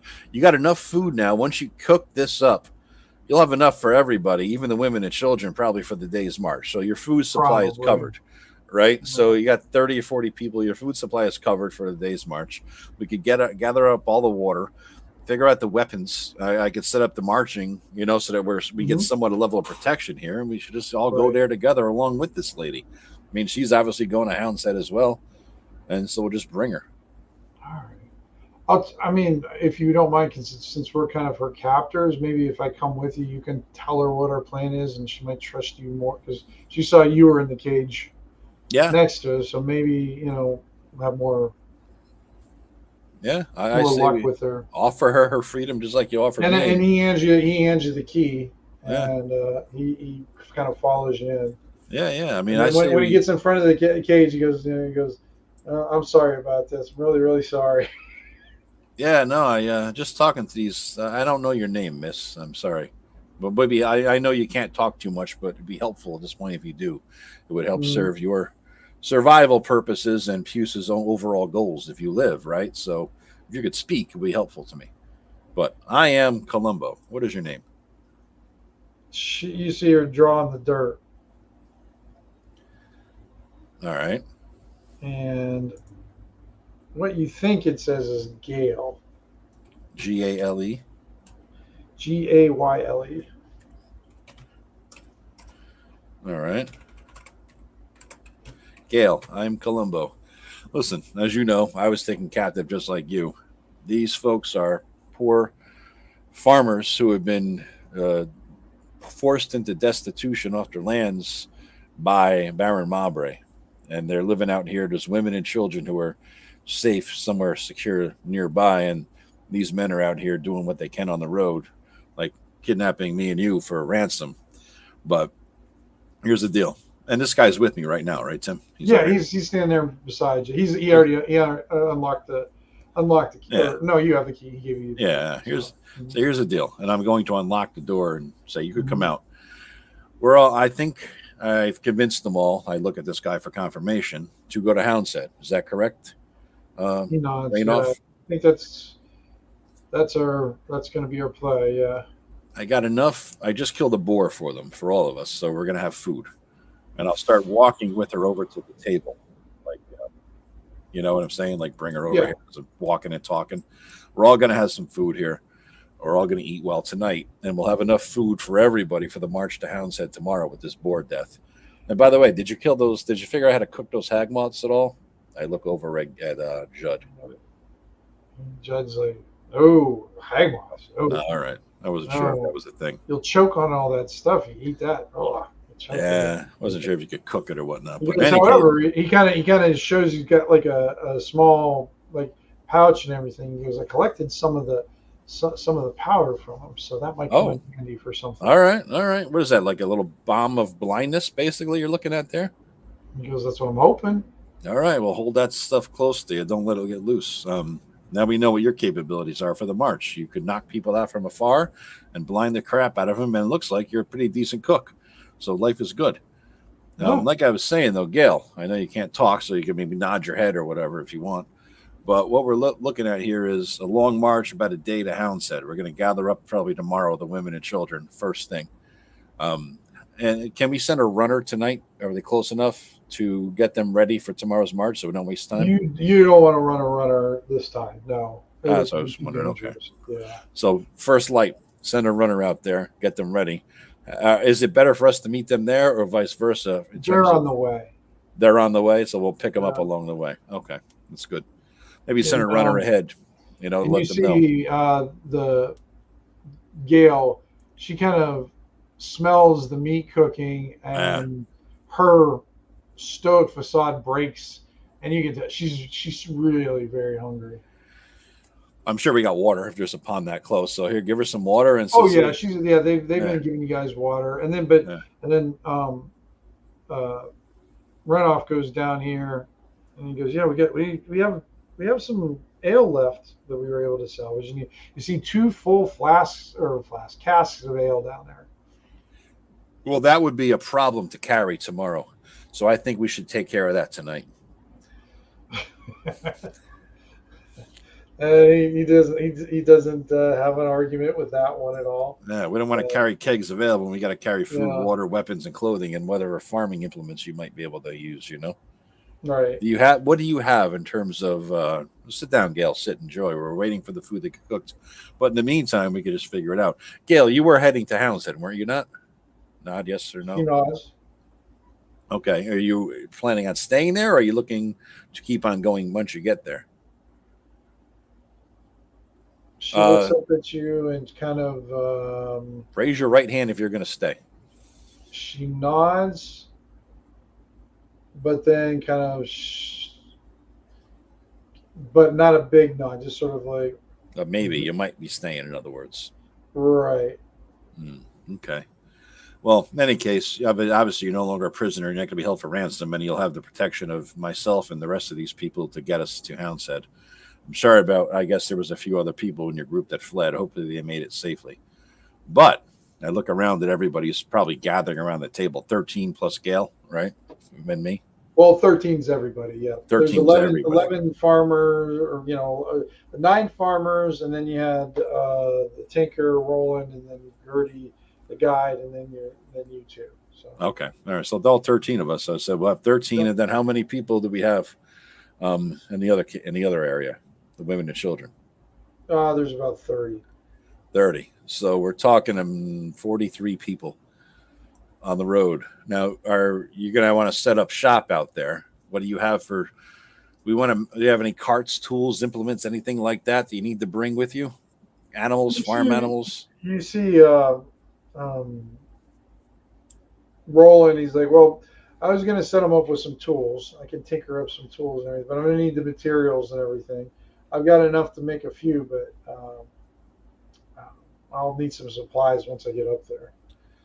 Okay. I know this blacksmith up there. He's got some. He sells ingots and everything. So because I have a little bit of money, I can get him started with some farming implements. But I don't know what they're going to do for livestock or any of that kind of thing. Oh, what I was wondering, since they fled their farms and are hiding out, were they able to take anything with them from the farms?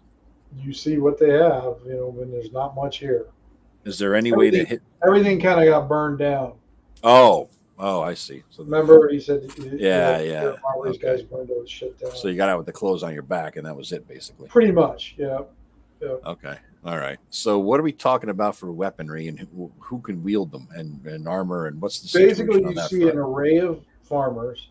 Yeah. Some of them, all their weapons are poor quality for the most part. They're just kind of makeshift clubs, makeshift knives, or skinning knives used as daggers. And like the fanciest weapon you see here is Renoff's crossbow. Mm-hmm. Okay. So we got 11 farmers, Tenkar, we got Gertie, we got me. Gertie's got a spear. Yeah. Okay. And 30 women and children. Oh, and you see Gail walk over to Gertie.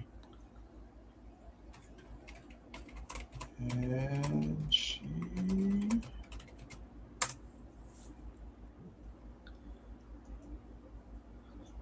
you see her wound get slightly better. Okay. All right. Gail, you're a pleasant surprise. Are you able to conjure up weapons and armor and dragons to help us in our quest across the land? She shakes her head. No. Well, she doesn't say it. She just yeah. Well, at the very least, it's good to know you have you have the ability to help heal folks who are injured. Right. Anybody else injured who needs any healing in here from past injuries, wounds, anything like that, Tim? Nothing, no wounds kind of thing. They just look emaciated. Basically, their healing potion is going to be the ass end of that boar. Yeah. You have the ability to conjure up food and water there, Gail? I whisper to her. She shakes her head again. Okay. Well, how about that cart, Tim? Is that salvageable in any way? Is that fixable tonight? No, that cart's really jacked up. And even Renault goes, that was here when we got here. Oh, okay. I don't know who that's from and everything. So you don't have wheels for it or anything. It's like 3 wheels are missing. Gotcha. There is like 2 empty crates and an empty cask in it. That's what's left over in there. All right.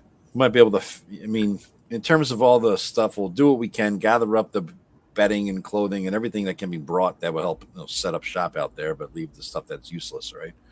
Right. And drink the beer tonight and the ale, and that's good. That's good. All right. Just enjoy our feast, and and because Columbo is like me, once he breaks the seal, he must keep going. Columbo will be stepping away from the room very quickly. Again, has to break the seal. Gotcha. And we'll just sit here and wait for Joe to come back again. We lost a viewer because Joe went to pee. See how that works.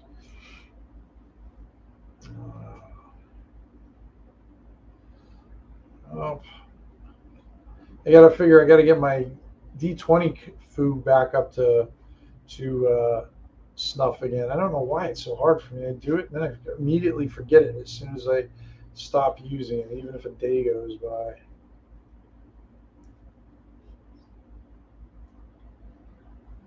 Does anybody out there have a good resource for Roll20? Maybe for like cool maps or cool, um, I don't know, cool thing that you can buy on the marketplace. I'm always looking to buy a thing here and there. Maybe that'll help out the game. Don't know if anybody's been on the marketplace recently and seen anything cool. Columbo has returned. All right, I was scouring the crowd of three. As soon as you went to pee, we lost one, and then we got another one. Yeah. Oh well. All right. All right. We got Sneaky JC in the house. So Neil. Oh, then we lost another one. Yeah. Yeah. All just right. looking for people who've used Roll20 in the past, and if they've got anything at the Sneaky JC is new. I don't remember him before. Oh, well, I don't either. Excuse me, guys. All right. So you get through the night. You get pretty well. So everybody kind of seems to drink a little bit too much and that. And because you have an 18 con, you're pretty good through the night. There's no Plus he's not my age in real life either, where it right, takes you out for a whole weekend. But when you wake up, everybody else looks like they're still out. Okay. All right. The only person that's up is Gerda didn't drink that much as everybody else, and neither did Gail. She's doing her morning prayers, it looks like. Okay. All right. All right. Let's start. Whoever's awake, let's start gathering them, shaking them awake, and start gathering up the stuff. Break it dawn kind of thing, right? I mean, first light. So you guys, you wake everybody up and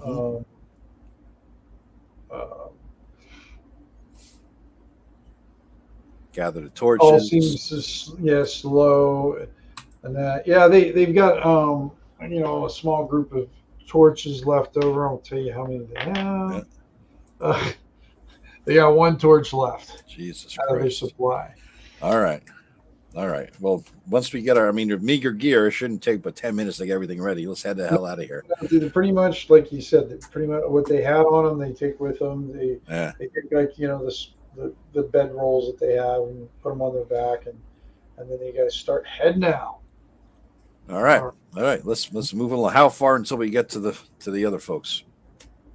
Runoff says, he goes, I think it'll be about another hour. Now you'll be should be on the map there. Yeah. And right, and we'll get you off there. See where the party pog is. Yeah. Ellen, down there. There's another one up north near Houndstead. There's 2 pods. Oh, there is. Okay, not that. Yeah, not that one. I don't know why that's weird. Who the hell's the jester in the corner there? That's Paul's Eleanor Digby. Eleanor Bigby. Okay. Yeah. I can't control the party pog, but it doesn't matter. I'm trying to get all. I can't touch the party pog. There we go. There's that one. I'm going to delete that one, and then I'll give you control over this one here, Joe. Okay. Maybe. Possibly. Your stupid name's covering the thing I'm trying to click. There we go. All right. And controlled by all players. Save settings. Yeah. Okay, there we go. All right. I have arrived safely. No. Yeah. So basically on the edge of this map, Joe, see where this indentation is right there? Yeah. You see a farmstead along that side, and you see a bunch of women and children kind of putting away things, and this place is way too small for all these people here. And you notice that the cold is starting to kind of set in from the winter. The winds are getting colder. No snow yet, but you can feel it in the air. Yeah. This isn't the scale at all then, right? There's no mileage. No, I don't have the Okay. Well, each one of those big hexes are 6 miles.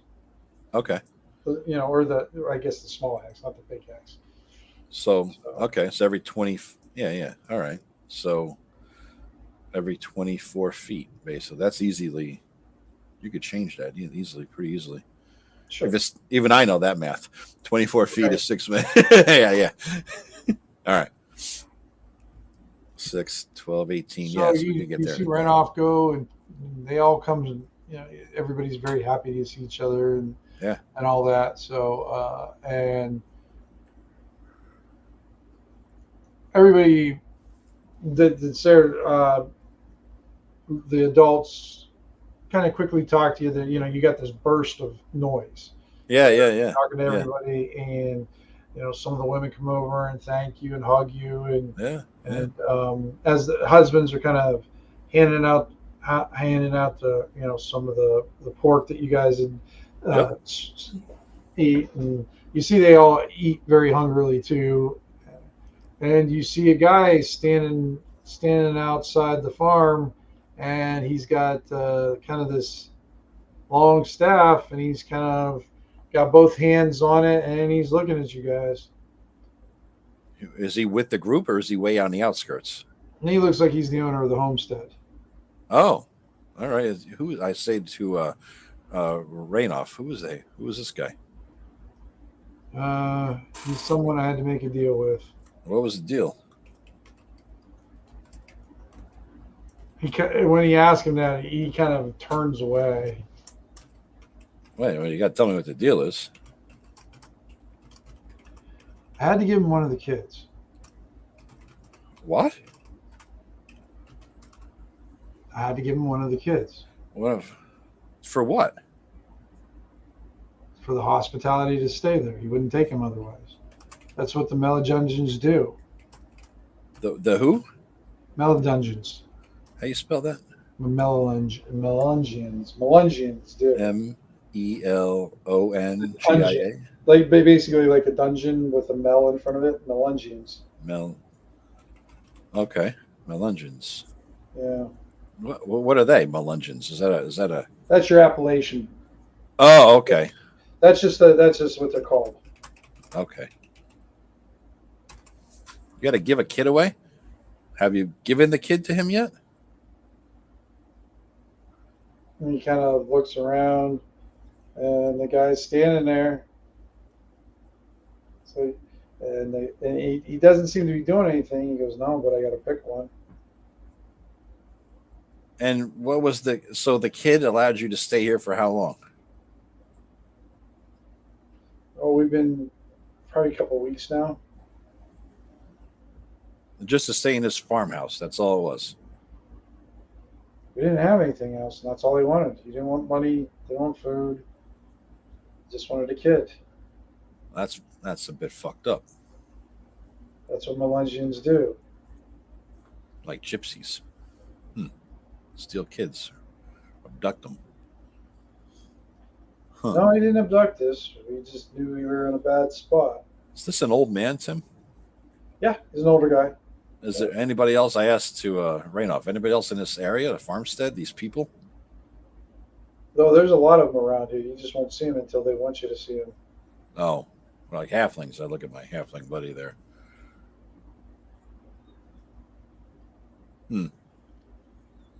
Not really a fan of giving away kids. No, what happens to the kids when you give them away? They just raise them as one of their own. Are you willing to do this? I made a deal with them. What happens if you break the deal? He goes, I don't like doing this, but I don't want to test the waters. And he goes, have you ever heard of the curses that those Melungians can? They're nasty.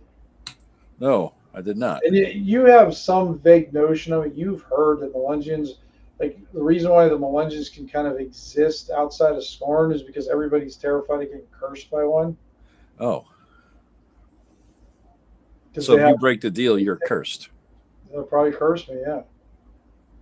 What's the effect of all of us? Oh, that's pleasant. I don't know. I mean, I don't. And he looks over. He goes, "That's one of the leaders." What's his name? Old Man John. Who? Old Man John. Old Man John. Mm-hmm. You have anything else that? I guess there is nothing else to trade in exchange. He needs a kid.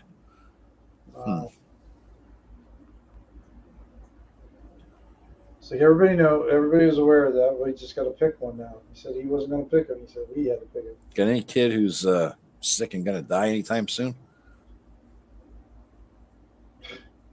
Kind of just looks at that and just like. He did not find that a pleasant question. Yeah. I know, but if I'm thinking, if you're gonna have to do this, it's the only way to welch on the deal with him. Well, I don't want to leave it last day of a kid here either, so I've had one of those. So I was thinking about. He points at this one girl. It looks like she's like the oldest of all the girls. I was thinking her. I don't want to, but yeah, this isn't really a pleasant thing to do. How does it react to What? I didn't hear you. Oh, I was reading Mark's comment. Oh, wow. I got other things pulled up here. Yeah. So you see old John kind of tap his stick on a stone. Right off. Make good of your thing, man. Make good of your thing. Don't you want this? You don't want this.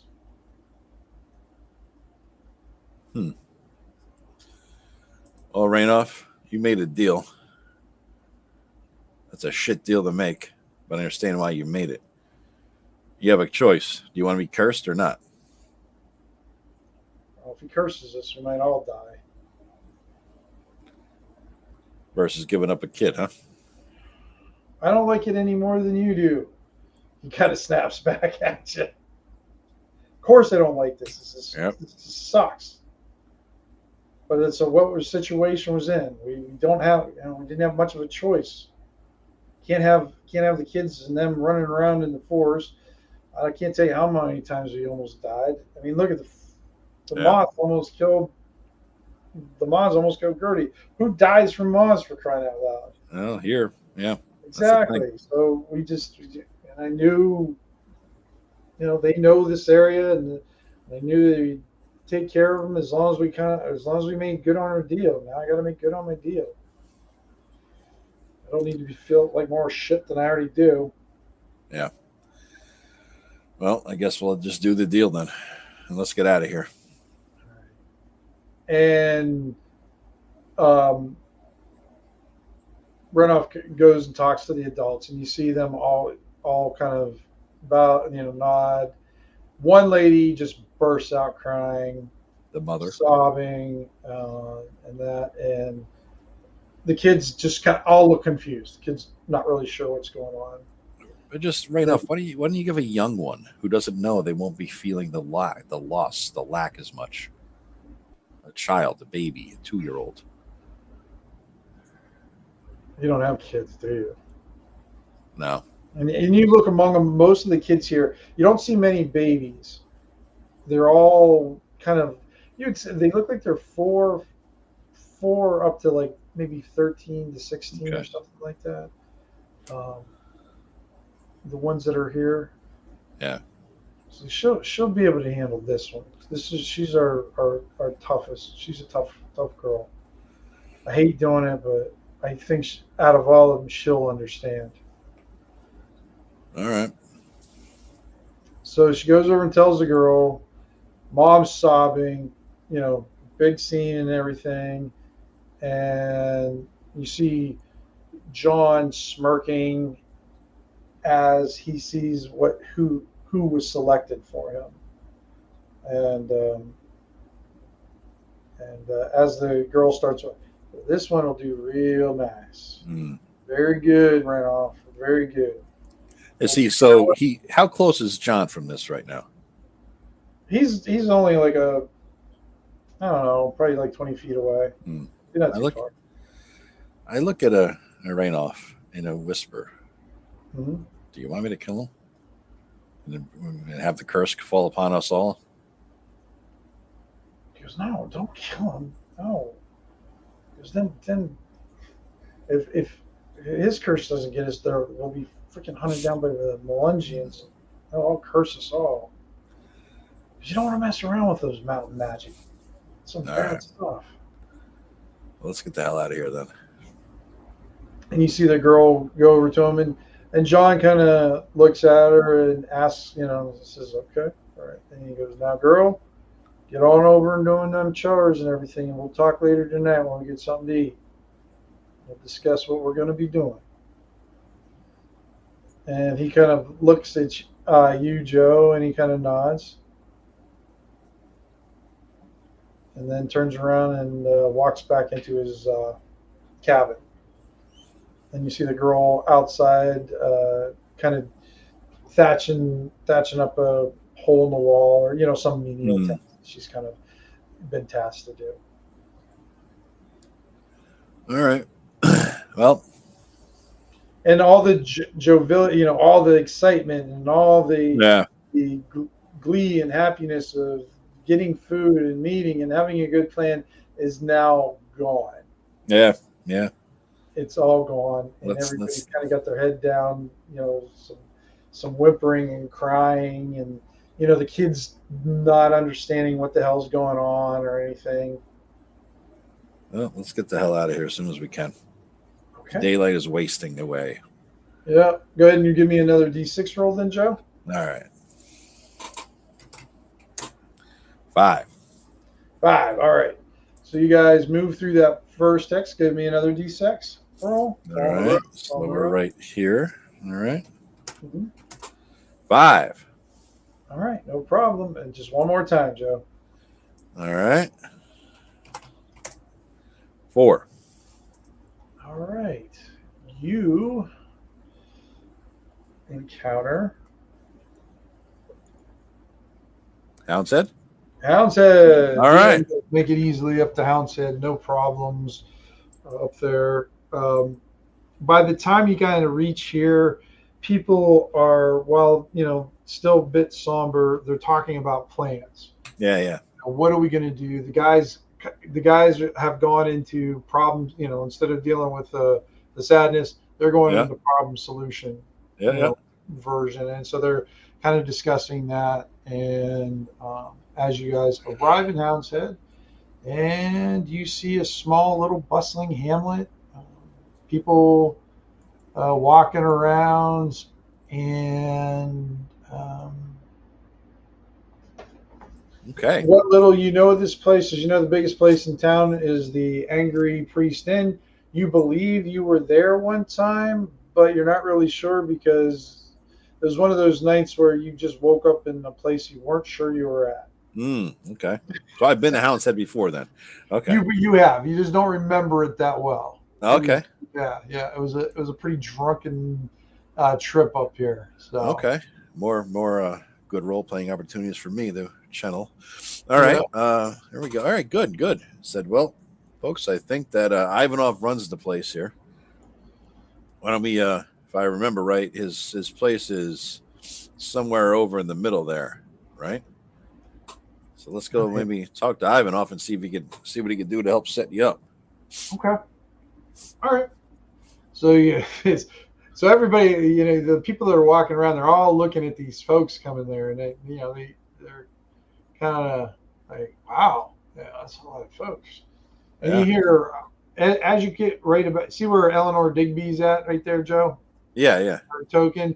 You notice that there's 2 small tents, black tents, and those are Spears of Sarath tents, and there's 2 of them in Blake's yard. Not great. All right. And but you see Ivanov, and he's out by, you've heard this infamous billboard or whatever, like posting board that he has, and you see him kind of rearranging his posting board. Okay. I will whisper to these people. There are Spears of Sarath here. Do not tell anybody the village you're from, because that may be trickling back to Gail, or not Gail, Gertie bristling when you say that. Yeah, I don't like him either. Let's not tell anybody where you're from, so that let's not give them any excuse to fuck with you. Okay. The whole group, tell all the adults, I'm sure. And you see Ivanov kind of fiddling around. All right, walk up to Ivanov with the group behind me. Okay. Ivanov, I was here one drunken night. You probably don't remember me. I got Columbo. Yes, Columbo. Oh. A dwarf who, let's see here now. You're a scout or something like that. I was. Got some fighting training and skill in me now, and you can drink the head off of beer like nobody's business. I remember that. But indeed I can. I believe Lavinia was about to dismember you because you got behind the bar and started drinking directly out of the keg. Also. Yeah. Well, there was. That's how I ended up with the rough morning, I guess. Okay, now it's coming back to me. Now I remember. I see you brought friends, many friends. Yes, these are poor farmers. These are poor farmers, and I whisper, they are refugees from Mabre's reign of terror. He did not. They wanted way too much taxes. They couldn't pay, and he burnt their entire farm village. And these are refugees. I whisper to him, and then I say, yes, these are people from outside looking for a safe place to set up farms. I know you're always looking for more people here. He kind of slaps you on the shoulder, and even though you got an 18 strength, it hurts still. All right. Because he's like this 7 foot tall guy, and he's just a freaking man. He's like, I appreciate your words, but the town said they are very safe here. They will not have to worry about the shadow of Serath. And he kind of turns to them. Good friends, come to Houndshead. This is welcome to your new home. You will find much need for your services here. Told you, they all need food. Everybody needs food, I say to them. And then he's like, we will set you up. We will take care of you. And then we will make sure you have a good place to go. And he kind of goes, who is the leader of this group? And I point to Rainoff. And he goes, Rainoff. I used to know Rainoff. Are you related? And he's like, never mind. You what kind of, you good farmer, bad farmer? Doesn't really matter. I need farmers. So he's like, I tell you what, you and your family, we will set you up by the temple. And he kind of points at the Pesimius temple. That's number 6. He's like, we'll set you up with a small encampment up there. You guys can stay there. And then I'm going to get you a land plot. And you guys are going to farm. And you are going to live your life. And you're going to farm and live your life. You're going to have more babies. And you're going to have more farmland. And you are going to be wealthy because you work for Ivanov. And Renoff just seems kind of like stunned from the greeting, and that he's like, oh, okay. Of course, he's fucking giant too on top of it. So yeah. But he's like, go over to Robert. Tell Robert I will talk to him later, and we will get you set up. And is anybody hurt? Hey, yo, and he kind of points at Gail.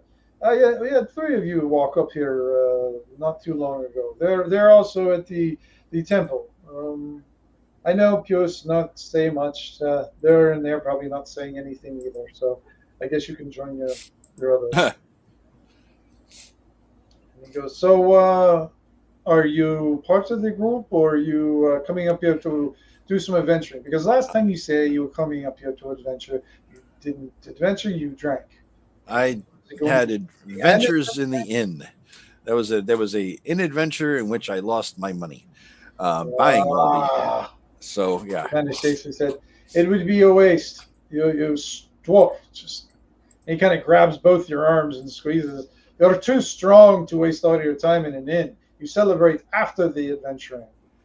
That sounds good. And I look over. Bring in lots of money into Houndshead. Build this strong. Build this big. I need to build a wall, so I need more silver. Bring that in. I can do that. I look over at Rainoff. Since I kind of got you here and I never asked for anything, and you guys have nothing to give, but I will trade you back this short bow for that crossbow, because this thing will break in the first opportunity, but the worst time. Sound like a good deal? He goes, he hands it over to you. So I'm more likely to shoot myself than anything else. Thank you. So he gives you the crossbow. Any bolts in that? He's got like 4 bolts with it. Okay. But it's in good condition. You don't have to worry about, it breaking if you. All right. Or anything like that. And I'll take that torch too, Tim, because fuck, torches in this fucking game. Yeah, no, they don't have a problem with that. And you see the Tinker kind of heading up to the ringing anvil up to number 5. He goes, I'll be right back. I'm going to see if I can get any ingots and see if I can get some started on some stuff. Does he have a smelter or anything, this Tinker? He's got nothing. He's got nothing on him right now. All right. Might be working for the ringing anvil for Kovac. Well, that's kind of, yeah. And here Ivanov is like, you tell him to give you some ink to make some implements. Tell him Ivanov will cover it. Well, he needs a son of a smelter or a forge, Ivanov. That I have very little control over, but he could probably use that. It's not like I forget what his name is. Kovac can make much. His one son can make a few things, but the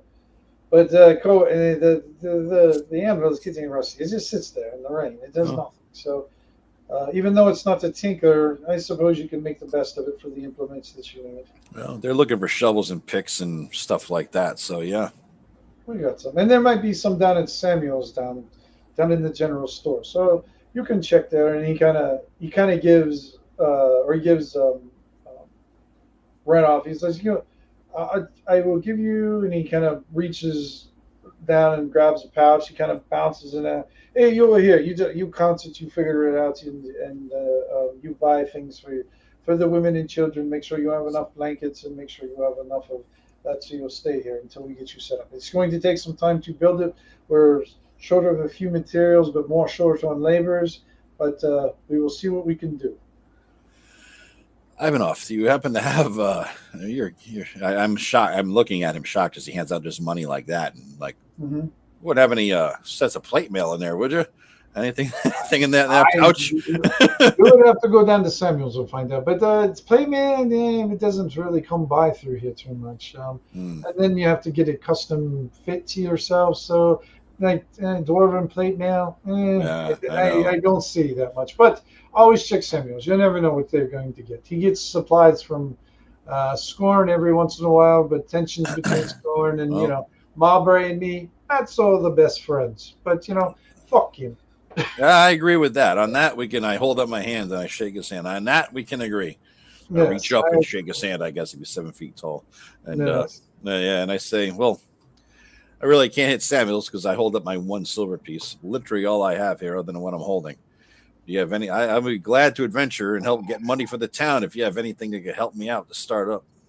He goes, well, he kind of pats where his pouch was. I suppose.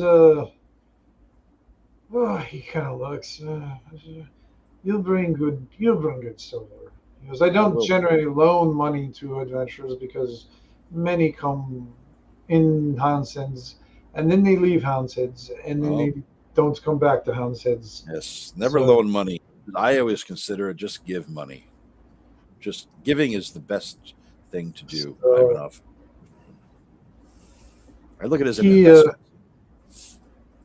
No, that's what they all think, I believe. He goes, tell Samuel that he kind of looks and he calculates. I will would a 50 silver do?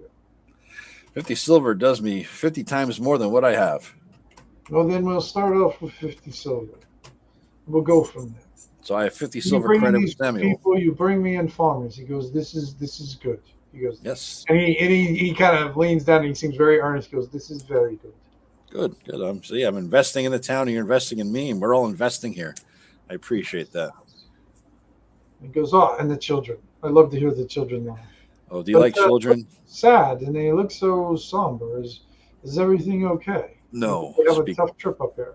And they're all headed out, right? Them just me and him left at this point. Yeah. It's just they've already kind of left for the temple up there, and you get there, been up there, and you see Robert and his acolytes going to town and helping him out and everything, and you see the three Puce acolytes, kind of greet Gale, and they just bow to each other, and they go inside. Okay. They don't say anything. They don't act excited. They just kind of like act like nothing ever happened, and then they walk in. Well, no, they are sad because like I said, Mabray burnt their whole farmstead, their village, everything, and they left with the clothes on the back, and they were actually the worst bandits I've ever seen on the road. They captured me though, doesn't it? What's that? Oh, Mark said it seems like his Eastern European to Irish. Yeah, I got no. Yeah. Yeah. So they were the worst bandits I'd ever seen, but they managed to capture me because the kid has some kind of a spell ability to knock you out from afar.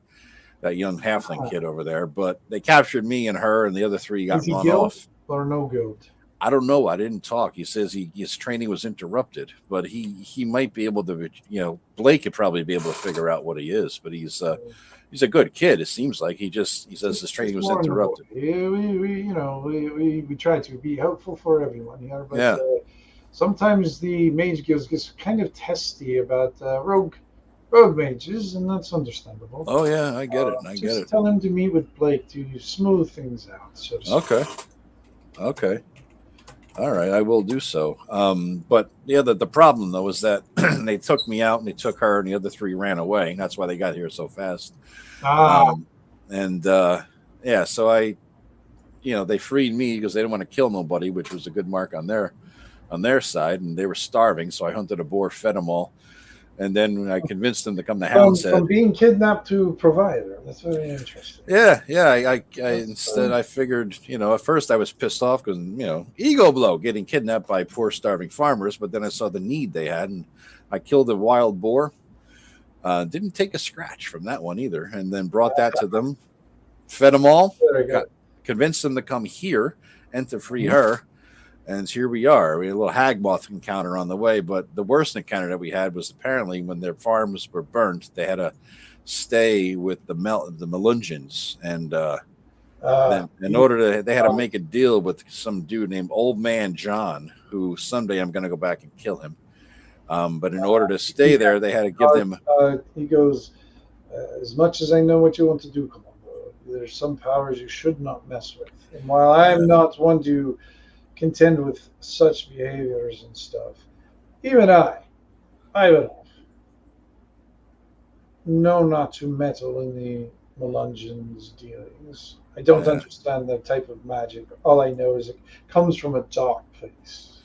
Well, it's very dark because they had to give them one child in order to have the ability to stay there. So that's what they want in payment. They want children. Yeah. So now they have. That's why you sense a sort of sadness tinged with relief that they're here safe and have a future, because they had to give up one of their children. Understood. Well, I have an all thanks you. I appreciate your bringing them in, and I wish you very much success. Thank you, and I appreciate the credit, and I look forward to the shopping excursion, which I will turn the rest of this game session into. Just make sure you don't do anything stupid. And remember, you could be killed in that tavern again if you go in there and start going behind the bar. I won't do that again. Yeah, no, she kicked my ass last time, Lavinia, so I don't want to. Yeah, she does that to a lot of us, yes. She even kicks mine once in a while. Yeah, no. Yeah. Whoa, doesn't she like halflings, though? That she does. Yeah. Well, you got a halfling in the group. He's a kid. I don't know if she's a cradle robber, but. Hey, Grimlore. Got Grimlore in the house. All right. Yeah, we hit the 9 o'clock mark, and we're up at our highest now. Yeah, it's so fun. Six whole people. Yeah. Well, hey, it's better than what we had for a little bit. Yeah. All right, so Ivanov goes back to his posting board, and you see some, postings on there too, Joe. Okay. And, but you see up at the Ringing Anvil, there's not much really going on at their Posthumous Temple at number 6. You see them arranging to get the people kind of set up. Yep. Down at number 1, you see the 2 Spears of Seraph tents. You also see that Blake's door is open, which is usually open, and you see Okay. Red laying out across the door. Okay. And that. Number 2, you see a couple groups of adventurers coming in and out of there. Some leaving, some. You see one adventuring group coming in, and it looks like they have a small stash of weapons that they're trying to sell. Okay. All right.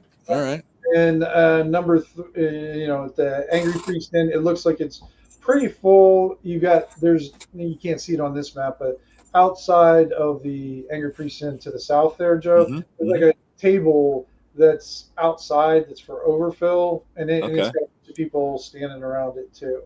Okay, that's cool. Combination of like the different homes, because there's different homesteads around here. That farm and stuff like that. Mixed with some adventures and just and then mixed with what looks like to the north you have looks like a couple halfling wagons coming through.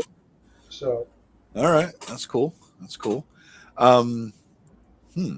Are we at a stopping point, Tim, or are we going to keep going? I don't know. Like, where you want? What do you want to do? Well, we got maybe a little bit more. Okay, cool. Yep. Give me 1 minute then. Go ahead. Take your time to take your pee break. Yeah. We need some theme music or something like. We need that Jeopardy tune while he goes pee or something. Have to have that in our repertoire.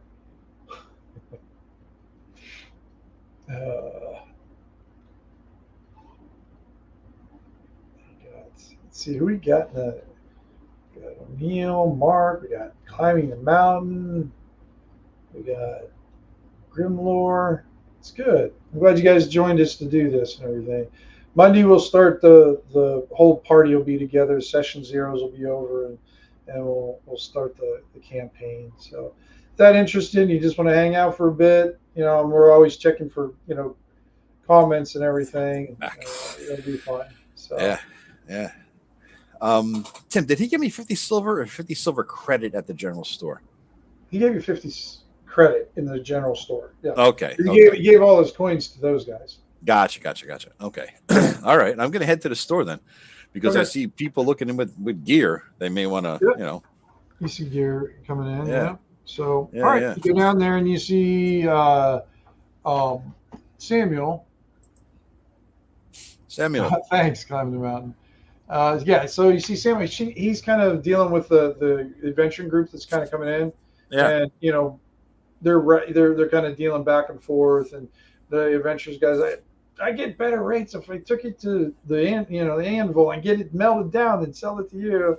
And then Samuel's trying to, and from what little Samuel's always like a genuine guy. He always tries to give everybody the best deal, but his best deals usually do suck. Yeah. So I'm going to pay careful attention to what he's buying and selling, what he's paying for these things, because when I go to buy it in 5 minutes, I want to use it against him. So basically, because I don't complicate this too much. Yeah. So whatever's in the guide or whatever, switch everything to silver pieces, of course. Yep. But whatever you buy, everything from with double the price is in the book, and he'll buy kind of what you have at half the price that's in the book. Oh, so a bastard sword costs 20 here, and but he'll buy it for 5. Okay. All right. I have a crossbow for 8. Okay. Can I use a longbow, Tim? No, you're too short for that. Okay, that's what I figured. Yeah. No. I'm better off with a crossbow then. What's that? I'm better off with a crossbow. Yeah, crossbow or short bow. I mean, either one. The only thing about a crossbow, though, Joe, is you have to remember you have to do the reload. Oh, okay. So with that one, let me look at that again. I think you can't use a movement or. Yeah, you're right. An action to reload or something. So that's the only disadvantage of having a crossbow. You have to give up movement in order to do it. Is that what it is? Yeah, you have to. That's not bad, because usually you're shooting a bow, you're not moving anyway. Yeah, but you could if you wanted to. Yeah. Whereas I don't think there's any limitations on movement with a bow. I'll look Not that I around there. remember anyways. There isn't. Yeah, there's nothing. Just two-handed. I'll look around and I'll look first things first. I'll look for. You have any short bows there? You got a kid. Tag comes up to you. You see this kind of about 10 years old. Yeah. Comes up to you. He's like, "What can I do for you, Mister?" Well, looking to buy and sell and trade, maybe. What might you have here? He expands his arm and he goes, "We have almost everything," and the shelves look pretty sparse. Mm-hmm. How about you have any short bows laying around? Let me see here. So, all right, get this way. He kind of walks over to this one kind of barrel, and he pats it. He goes, "If we had short bows, they'd be in here." And he looks inside, and he tips the barrel up, and he looks in. He goes, "No short bows here." How about that's all right. How about crossbow bolts? Which barrel would that be in? He goes, "Oh, crossbow bolts," and he kind of goes just down a little bit further down the wall, and you basically see a kind of like those half kegs type things. Yeah. Just packed with crossbow bolts. All right. So I got 51 silver essentially right now, and crossbows. I will take 20 of those. So that's two silver because it's 2 gold, 1 gold, so it's 2 silver, right? I don't know. Is it? 49. Okay. So now I have 20. Yeah, 20, right? So 24 bolts. Okay. It comes with a quiver, I guess. 20 crossbow bolts, you said? Yeah, I got 20. So that's now I'm up to 24 because I had 4 from the other guy. Yeah, that's fine. I'm assuming that's a quiver thing, right? So we're good. Right. So you probably just want to ditch the 4 because if you get over 20, then you got to do another slot. Yeah. Oh, okay. Yeah, okay. I got you. Although you've got like 900 slots, so who knows? Yeah. Okay. That's because what do you have? 22 slots right now? Yes. 22. Yeah. So how about backpacks? You have any of those? All right. I'll show you. And you see over the couple of them hanging on the some pegs and everything. Yep. They look like one looks in decent condition, and the other one looks like if the straps are going to break off this thing unless it's repaired. So go for the decent looking one then. What's that go? So let's see. We got a backpack for 2 gold, so that's 4 silver, right? Yep. Mm-hmm. So down to 45, and that doesn't take a slot up. It looks like backpacks do not take slots. First one free to carry. Right. All right. All right. Most important thing first. How are we looking for torches here? All right. As you're shopping for them, you see a guy over there. One of the adventurers guys is kind of. Do you ever go shopping like during sweet corn season and people are over there kind of shucking corn and trying to pick out the good ones? What in the fuck are you talking about? You corn redneck? On the cob. Yeah. But I never go shopping and people shucking. What? Where do you live? Where do you live? Pennsylvania, dude. The guy over there. So you see an adventurer going over there checking. He's checking he's making sure he's getting the good ones out of the bin. Oh, the torches? Yeah. Oh, now I know where you're going with this. Okay, yeah. All right. Yeah, he's kind of checking them out and roll on over too. Yeah, do the same thing. All right. You see, he takes when he leaves, he took 6 of them, and there's 4 left. Are they any good? Or are they shit?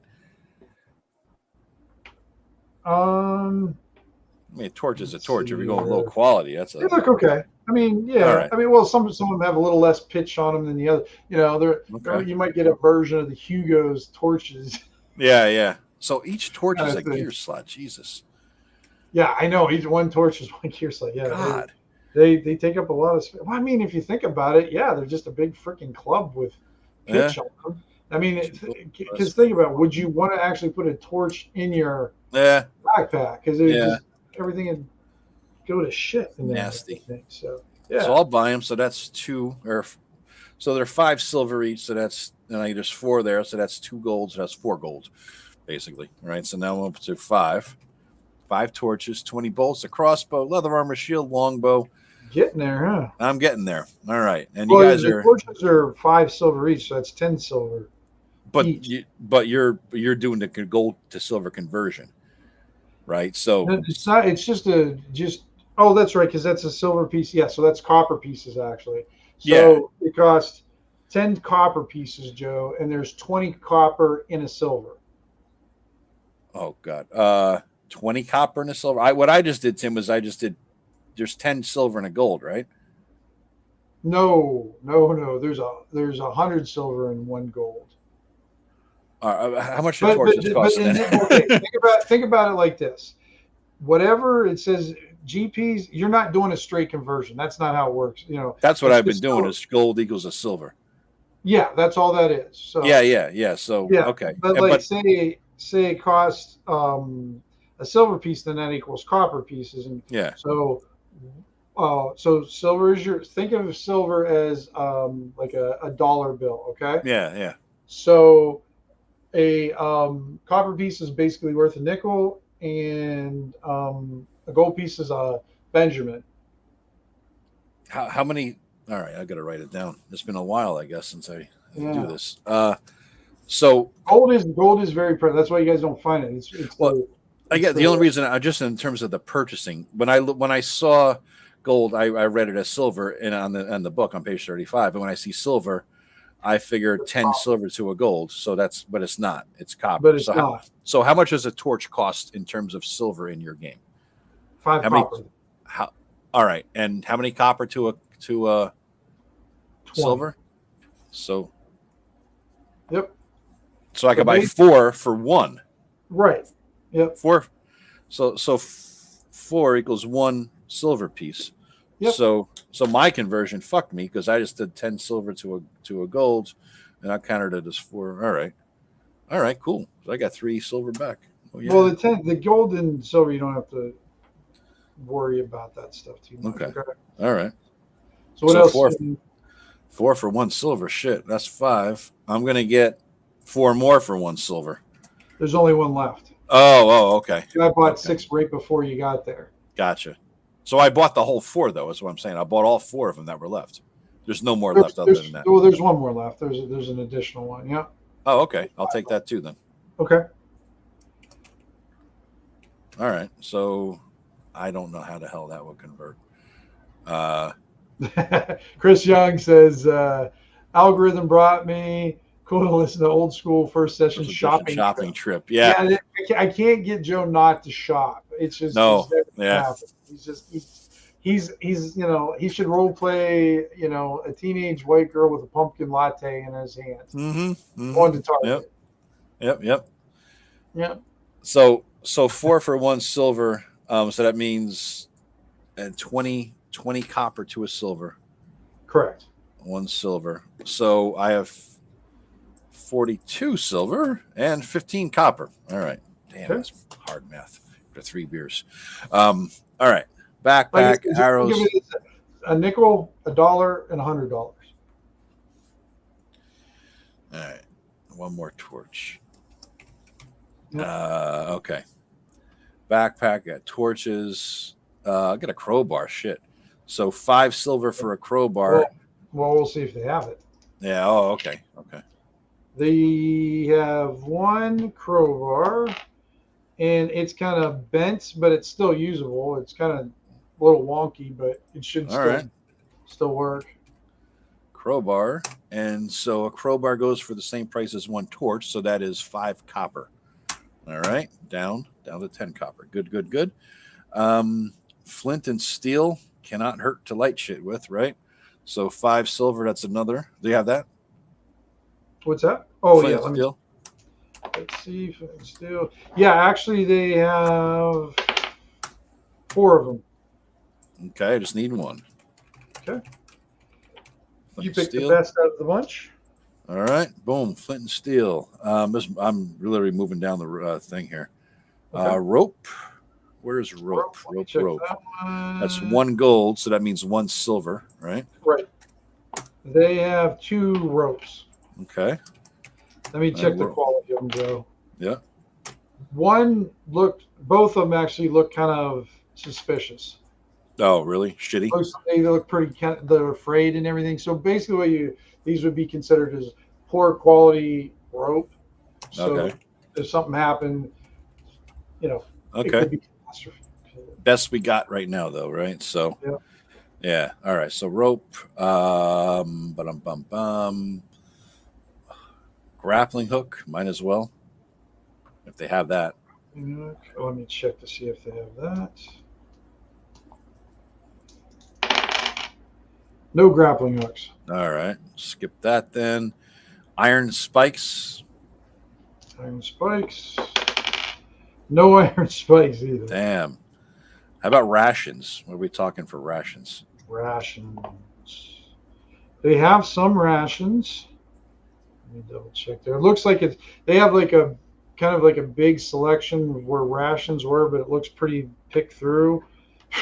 There's one ration left, and it looks like a mouse had been gnawing on it. I'm not gonna skip that then. Geez, I kind of went through the whole.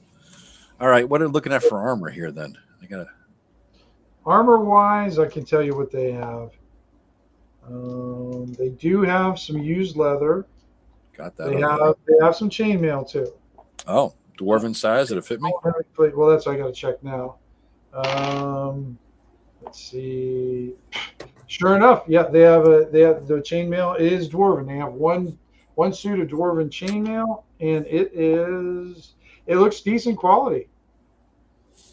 Okay. Yeah. So so that would be 120 silver. And I have 40. So you're kind of out there. Yeah, kind of shit out of luck. Well, you already have leather armor, so you don't need to know that one. Yeah, I'm good on the leather. Okay. What about shields? Are you interested in shields at all? I got one already. I've got a shield. Oh, okay. I have leather and shield. Long sword, crossbow with 20 bolts, 1, 2, 3, 4, 5, 6 torches. Mm-hmm. Crowbar, flint and steel, 60 feet of shit rope. And you bought the shit rope then? One of them? Better than nothing, right? Yeah, it is. Yeah. At the very worst, I figure we could have 30 feet of doubled up rope. You know what I'm saying? Yeah, exactly. Or even better, I could do. I'll buy the other. You said there was 2 shit ropes. I'll buy 2 of them, and then I'll just braid them together. Yeah, Chris Young, who subbed to you, Joe. What's that? You got sub 1969. Hey, Metalhead, thanks, man. Awesome. In Downington, PA, Pennsylvania. All right, he's a neighbor. Neighbor too. Well, I don't know. I think Downington's on the other side of the state. He's probably closer to where Ken's at than I am. Oh, okay. We're working on OSR retro clone wheelchairs and white chocolate mocha lattes, the deep OSR. OSR, like Beck be my star, yeah. Well, Joe, you would like that one. It's probably because I imagine there's probably instead of like having a massive combat system, I have a massive shopping system. No, if there's shopping, I mean, totally, I'm there. You're there. in it. You're plugging it in your own. Yeah, I can get to that. I've literally gone through the whole list here, and there's not much else I could buy. You know what I mean? Unless there's a lantern, Tim. Is there a lantern? Let me double check. There's no hook. There's no spikes. I got no lantern. And before you ask, there is a flask of oil, though. Oh, how many? 5. There's actually 5 left. 5 oils. All right. Each one is Let me double check something here, Joe. Mm-hmm. Oh, they all seem fine. Okay. All right. So I could get 1, 2, 3, 4, 5 flasks of oil. Each one takes up a slot.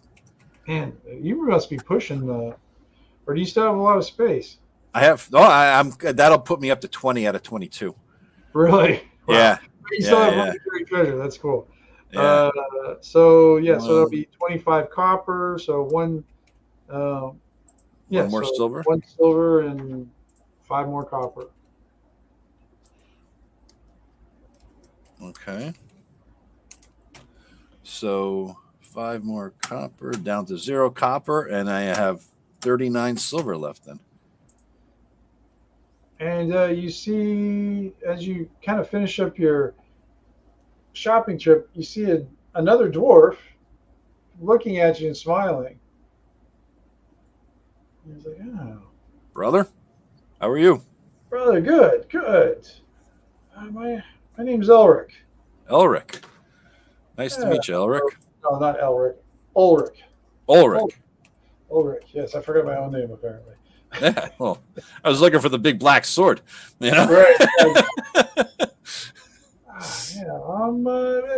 Adventurer, obviously. What about experience? What do you have experience wise? Well, with the mug of ale, I'm pretty successful. With just recently, we want to talk recent. I just killed a bunch of hag moths and took out a boar, fed a whole town full of people, and brought them here. Okay. So not too All right. shabby. Well, you look like you strong. I am. Um, if I could interest you, I'd like to buy you ale at the Sold. inn. Sold. He had me at ale. So he walks you up there, Joe.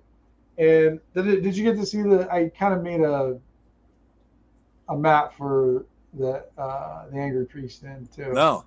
I'm still looking at the map of Houndshead here. That's the only thing I'm seeing. Yeah, so that'll be kind of what it is. That's not what it looks like right now, but that's okay. But that's I don't have it populated with everything. But there's the famous wall of the wall of hirelings. Yeah, where all the hirelings are at,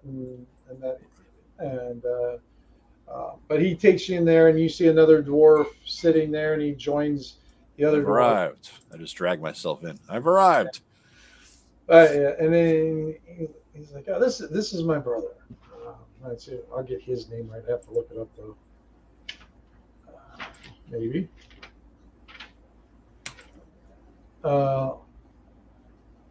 Olgar. How you spell Olgar? You got Olgar and Alric. Olgar and Alric. Yeah. Olgar. I'm Columbo. Columbo. Good to meet you. And they both shake your hands. And okay.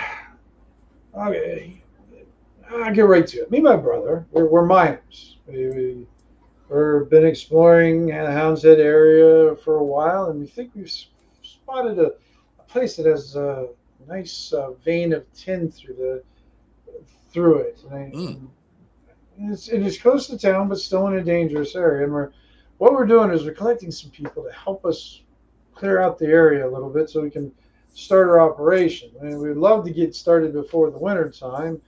And so we're kind of in a hurry to do this, but because would you be interested in joining us? We'll pay you 50 silver up front, and then once it's cleared, we'll definitely pay you more. 50 up front, eh? 50 up front, and the other brother pulls out a small pouch of 50, drops it down there, and it sounds like 50 silver to you, and you're dwarven near. I'll tell you what, I am decently equipped, but what would really help you best is there's a nice set of dwarven chainmail. I'm sure you saw back there in the store. If I have 40 silver, so I'm sorry, 39 silver to my name. I have 39 silver, and I have this set of leather I could trade in. If you could give the difference and get me that suit of chain and some food for a few days, I'd be more than happy to help you out. And they both kind of shake their head. Too risky. Well, it's only a little bit more for you. 120. I need 30 more silver and some food money. Well, it's what, 120 and 120 plus I'm trading in the leather, right? Leather, so that'll get you. In other words, I have 89 between them and me, 89 and a suit of leather to trade in. So instead of 50 more, you got 89? Because I have 39 silver. They're giving me 50. Oh, yeah, they gave you 50. I forgot about that already. Yeah, so as I'm saying, in other words, instead of giving me that 50, take my suit of leather, take my 39, and buy me that chain and a couple of days of food and make up the difference. You're only paying me a little bit more than what you would have been. But the survivability of that goes up exponentially. They both kind of we're already giving you 50, and we're taking a chance on with just the 50. We've been splitting 50 between, we've been giving out 25 to people. Well, I will pay you back the difference from the booty that we get from the adventure. I'll tell you that. Consider the difference to be alone. And you see the dwarf, he goes, brother, we appreciate the dwarven haggling. We do. Mm-hmm. But the survivability, we can't take a chance on spending more money because we might need that 30 silver for another thing. As much as we would like to get you, and he's like, we don't have an unlimited amount of money in our pockets. We're spending the majority of what we have gathering this party together. We actually paid double already what we were going to pay. Understood. Tell you what, then, if you could put down a 5 silver deposit on that suit of dwarven. Actually, I will go down there and offer him a deposit on that. And he holds it for me. For how long is this excursion going to take, do you think? He's like, well, the place where we found the vein is a few hours to the north. It's not too far, but it is in a dense part of the forest. And to be completely open with you, brother, we've lost 2 guides and the guards that were with us to the forest already. So am I going to be guarding your expedition to the vein, or clearing the woods around the vein, or clearing the cave around the vein and the mine itself, if there's anything in there? So it's an old mine. It's not just a vein in the rock. It's an old mine. He kind of leans forward to whisper. He says, I don't want to upset the humans around here, but we know humans are not the best miners. Mm-hmm. And we found a fairly sizable, we believe there'll be a fairly sizable deposit in the one area, and we won't even have to go that far. They missed one place entirely. But I want to get in that mine and check around some more, because I'm sure if they were able to find some of it, we'll be able to find all of it. So the humans found the deposit of tin. He goes, we think it's an old it looks like it was an old Northman mine, and it looks like somebody tried to mine it in the recent years. But I can't tell you what happened to them. Nobody seems to know. I've asked Blake, but he hasn't told us anything yet about it. It's called the Old Stone Toad Mine. That's a name. It must have a history. Chris knows it here. Chris got your Columbo down. Just one more question. Yeah. Just one more question. Yeah. Yeah, exactly.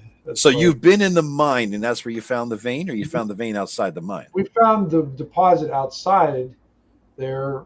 There's been some movement on the hill and everything, so maybe they just missed it. But we want to go in that mine, and because if they can find it, like I said, inside, we're going to probably find what they did.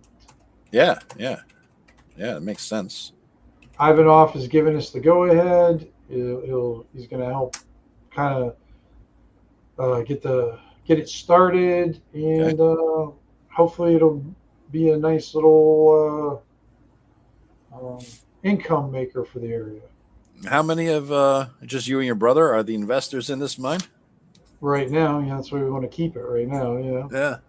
Okay. All right. Well, that sounds actually promising. So 50 silver for me now. That brings me up to 39 or 89 silver. Yeah. And we've got 1, 2, 3, possibly 4 other folks. Okay. For the expedition, an odd bunch of, but I think you'll fit right in with them. Well, the only problem I see is I'm carrying a lot, as you can see. I do see that. And I could carry a little bit more, but I got no food. Well, you got 50 silver. You could buy food. There is no. I mean, in other words, regular food here. Yeah, like. He goes, you're talking about rations. Rations, if you have it. Well, I would check with the halflings. They always seem to have plenty of rations, and I believe they just had a small caravan come through. All right, that sounds good. Now, I'm looking at this rations. It says if I buy 3 rations, it's 5 silver. Quantity per gear slot 1 to 3. What the hell does that even mean? If I have, That means it takes up. Like, remember that one time we were talking about it when we were trying out Shadow Dark, yeah, and we were like, well, if I take away, say it says 3 rations take up a gear slot, and we said, well, what if I only have 2? Does that take up a gear slot? Blah, blah. So it's just the range. So 1 to 3 will take up a gear slot. Is that what gotcha. So that's how it goes. So 3 Yep. rations is 1 gear slot. In other words, Yeah. So 1 or 3 takes up a gear slot. Gotcha. So 1 to 10 iron spikes is 1 gear slot because you can buy 10 at a time. Right. Even So if my it's just crossbow 1 bolts or if it's 10, it still takes a big gear slot. Gotcha. Correct. And that goes back to the bolts and all that kind of stuff. Mhm. Okay. Yeah. All right. That sounds good. I will get then 3 rations from them. Well, you don't know that. Oh, okay. I'm sorry. Yeah. That's all right. I'll hit them up. I'll do it. Let me do it real quick with you, Joe. I can tell you how many is up there. Yeah. Boy, the halflings don't even have that much. Okay. You see, one halfling. He's like, oh, he goes, I guess I could spare 3. Okay. So just pay the thing. All right. So 5 silver. That is again 5 silver. So 5 copper. 5 copper. Yep. Okay. And there's 20 to 1, so 88 and 15. Cool. And the nice thing about these look like they're good. They're good rations. No, halflings, they know how to cook. Right. Yeah, they smell good. What they're doing right now. Yeah, definitely. So, hey, I'm gonna go find that the halflings, that halfling kid, Tim, once we're done here. Yeah, we're pretty much you're pretty much done here. Done with these guys. So report to these guys tomorrow morning, kind of deal. What's that? Report to these guys tomorrow morning. We'll head out, kind of a thing. He just says we'll be here in the morning and we'll gather everybody up and all right. We'll give you the map to where it's located. Right. You're not going with us then, gentlemen? We are miners, not combatants. So okay, sounds good. And I am going to look at this size up the wall, people. Tim, what do we got going on here? The red shirts. Well, as you're standing there, you see somebody recruiting them too. You see couple people up there talking to those guys. But right now, what you see is a little goblin, a big, pretty good sized half orc. He looks like he could do some stuff. You see a human that's actually dressed in chainmail. He's about the only guy up there that has decent armor. Okay. But your small shortage time, you kind of looked up twice during your conversation with the dwarves because from what you can tell, somebody offered him something and he called him a dumb fucking a-hole for offering him that low. What kind of shithead would treat you like that? We go fuck off, Chainmail guy? Yeah, chainmail guy just belittles the guy. And the guy who's trying to do it, he doesn't look like an adventurer type. He actually kind of looks more like the kind of a merchant sort. Okay. And then a couple of humans there, because this guy over here is standing against the wall too, Joe. One's kind of over on the side. But the conversation he's having with them, it looks like he's already agreed to go out with somebody else. And he's kind of standing by the table talking. All right. So I'll head over here. I'll listen to the negotiations of whoever's trying to hire, and getting being berated, and listen in and try to get the vibe of the other 3 the other 3 guys. Okay. Let me do that real quick then. All right. So the other 3. So it looks like the goblin stopped listening to offers. He's sitting on the floor cross-legged, and he's got the sack full of basically what it looks like is dice, bones, that he's throwing on the floor, and he's just messing around. The adventuring party hired the half orc and the human there. So the only person left is the goblin. Well, the goblin and Angry Bob. Angry Bob, yeah, that's that chainmail. I called him chainmail guy. All right. Yeah, chainmail guy. Yeah. Yeah. Okay. So he's just standing there, and he just has that face that always just looks pissed off. But he looks pissed off, and he sounds pissed off. And he kind of looks at you, but doesn't say much. And the goblins just kind of rolling the bones on the ground. Why should I hire? I looked at a goblin. Why should I hire you instead of him? He kind of looks up at you. I don't know. I mean, he has. I'm not as angry as him. That is true. That is true. He's quite the pissed off individual, isn't he? Aren't you? What is your name there, chainmail guy? All right, chainmail. Okay, let me see it. Is his name actually Bob? Yeah, his name's Angry Bob. Yeah. All right. That's how I have him tagged. He goes, "Fuck you." Okay. I will. I'm not going to work for a dwarf, you demon-loving son of a bitch. I don't know how you managed to get so much money to buy chainmail with that attitude, but I walk over to the goblin. So, do you have a problem working with dwarves? He shrugs his shoulder. No. What can he do? Let me look him up, actually. Joe. Here.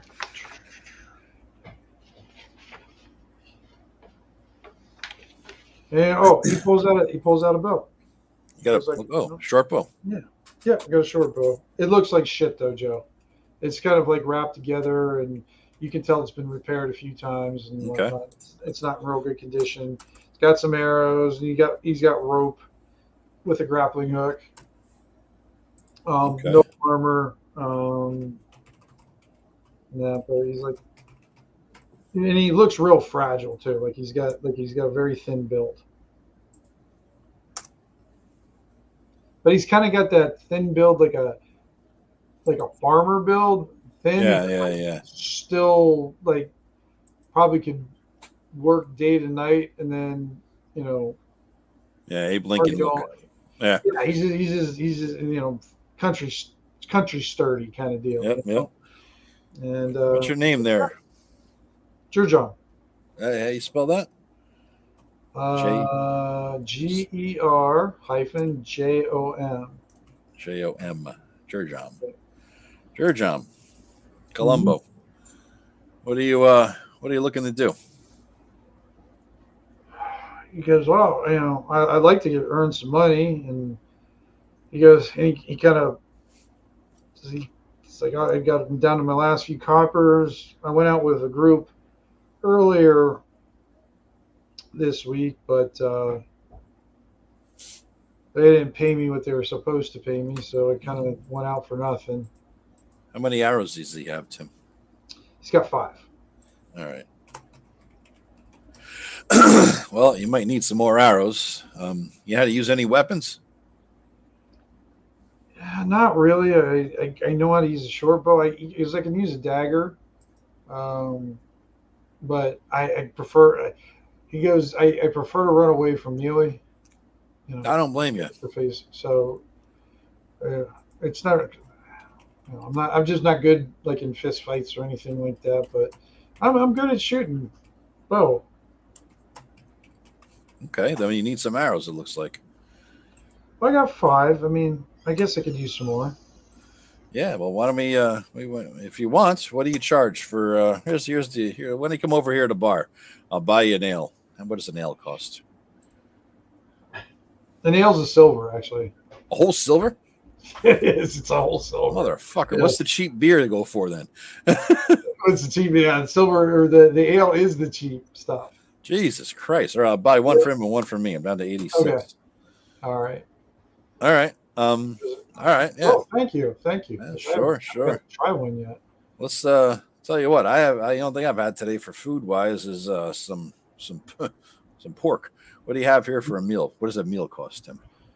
I think what did I have it at? 2, 1 for each of them. Me and him, Right. What she's serving right now, there's a community pot over the fireplace and everything. Mm-hmm. And there's bowls right by the fireplace. You see people going up there, getting a ladle full in the bowl, and then they pay the waitress a silver piece. But it also comes with another ale. So you could have waited to get your ale. Oh, all right. So it's just still one silver. So I got that food and beer each for the same price. For one silver. Yeah. Yeah, Okay. but when All you right. eat Cool. uh the soup or the chowder, whatever it is, and everything, it's the old bar trick where it's pretty salty. Yeah. Yeah. Okay. So, All and right. then All right. the ales are silver after that. Okay. So we'll just stick with the two to come with the meal then. I'm down Okay. 2 silver. And he's eating pretty good. Yeah. He's like, thank you. Yeah. Sure. Huh. No worries. Heading out to clear some land around potentially an old mine. You up for it? Do you know what we're going to be running into? No. Anything and everything. How far away, do you know? A few hours. Well, so we'll be back kind of the same day, or maybe a couple days, you think? Probably a few days. A few days? Okay. Yeah. You see him trying to calculate something in his head, but it's just, well, he goes, well, how much would you pay me? Well, what the last guys promised to pay you? They promised me. He's going like this on his hands. About this many, and he holds up all of it. So he's like 10 silver a day. That can't be. And what? You mean 10 copper a day? And he goes, no, it was silver. And you hear Angry Bob goes, he's trying to fuck you too, Jerjom.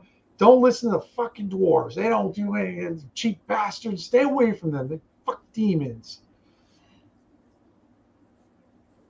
He's an asshole. But yeah, I mean, he 10 silver. He's like, yeah. And when you heard the negotiation, everybody was talking silver. Nobody was talking copper. But 10 per day. 10 per day, yeah. Everybody was talking that price, that ranged him? No. That's what I mean. That's what I'm trying to get the vibe of what they're like, what the cost is. Basically, what you heard from like the of course the half orc got the most. He got 10 silver, and then the two humans, but you kind of figured they got about half that. All right. So I said, all right. Listen, if the big guy got 10 silver, he could lift a lot more than you. You're about a quarter of his size. I'll give you 3, which is even a third. I'll give you 3 silver a day. He used him. Well, if I do 3 silver a day, I need some part of the treasure too. I'll tell you what, I'll buy you a dagger and some arrows ahead of time. I'll buy you you'll have up to 20 arrows, and I'll buy you a dagger. He's like, no, I want to cut the treasure too. What kind of cut? Half share. I'll have to talk to some people tomorrow and see what they say. And Joe, you know from this, half share to these guys is not unreasonable. Okay. It's not that's kind of something. It depends on how much you pay them. Like if you're paying kind of lowballing them on going out, they'll go for a share. But if they give you it's almost like NFL negotiations. If you give them the guaranteed money up front, then you don't have to give them so much of a share. But if they don't have much up front, they want more of a share kind of thing. All right. Well, I think I would imagine my companions who I've not met yet will probably be okay with that then. I think you should still get some arrows though. He's like, okay. He goes, I haven't been down to Samuel, so I don't know if he has any but I could probably make a few more. Well, why don't you do that overnight and see what we can do? I can do that. And he finishes his food and then he takes off. All right. Now I'm going to, on the way out, so I'll see him tomorrow morning. 3 silver a day. Yep. How many hours would he be up to? 5 to what? You mean how many he has? Yeah. How many will he be up to once he makes some more tonight kind of thing, You won't know until tomorrow. Oh, okay. Go back to I'm going to go back to the loot on the back end. Yeah. Yep. Yep. Going to go back to the group and try to look up that halfling guy. And when you say kid, was he 3? Was he 10? Was he 15? He's a halfling. They all look like kids to you. I know. That's the problem, right? So, but he had some training. So you don't know how old he is, right? He just looks like a kid. Yeah. I'm going to go find him. As far as halflings go, he looks like a young halfling. Okay. I'm going to try to find him in the group. Yeah, he's in the group. Yeah, he's easy to find. He's the one cooking for them. And yep. see that they're surprisingly, being over there and being such a small village, they're surprisingly well taken care of. Okay. Everybody seems to have what they need, and they're getting taken care of. And you see the accolades there, and you see Gail. All right. Gail, I say a nod to the accolades. I know they won't say anything back to me. Go see Gail. Mm-hmm. Gail, nice to meet you. Good to see you again. I'm going to walk over today. She approaches you when you come. Oh, Gail. And she bows her head and says, "Thank you." I appreciate you breaking your silence to say that. Yes. Ooh, she just made it. All right, so Joe, she gave you a bless. Ah, okay. So basically now you have a luck point. Okay. Remember how I'm running the luck points? Refresh my memory, and for any viewers who haven't seen there's no reset buttons on luck points because I fucking hate reset buttons and stuff like that. However, you can use your luck thing to before you roll to go for advantage. To say before a roll. Yeah, before a roll. You can't do it afterwards. It's not a game. It's not a retro thing. It's a before thing. But you can use it on any. You can pretty much use it on any die roll. So, like, if you want to make sure you do really good damage on somebody, you can say, "I want to roll advantage on the damage," so that way you can take the higher amount. Okay. You can do it on to hit stuff. You can do it on spell casting. I don't care what you do. You just have to say it beforehand. That's all. Okay, that's cool. That's cool. I have one luck. All right, good deal. Thank you very much. You got the first luck point of the campaign. Nice. Thank you very much. And she goes back to her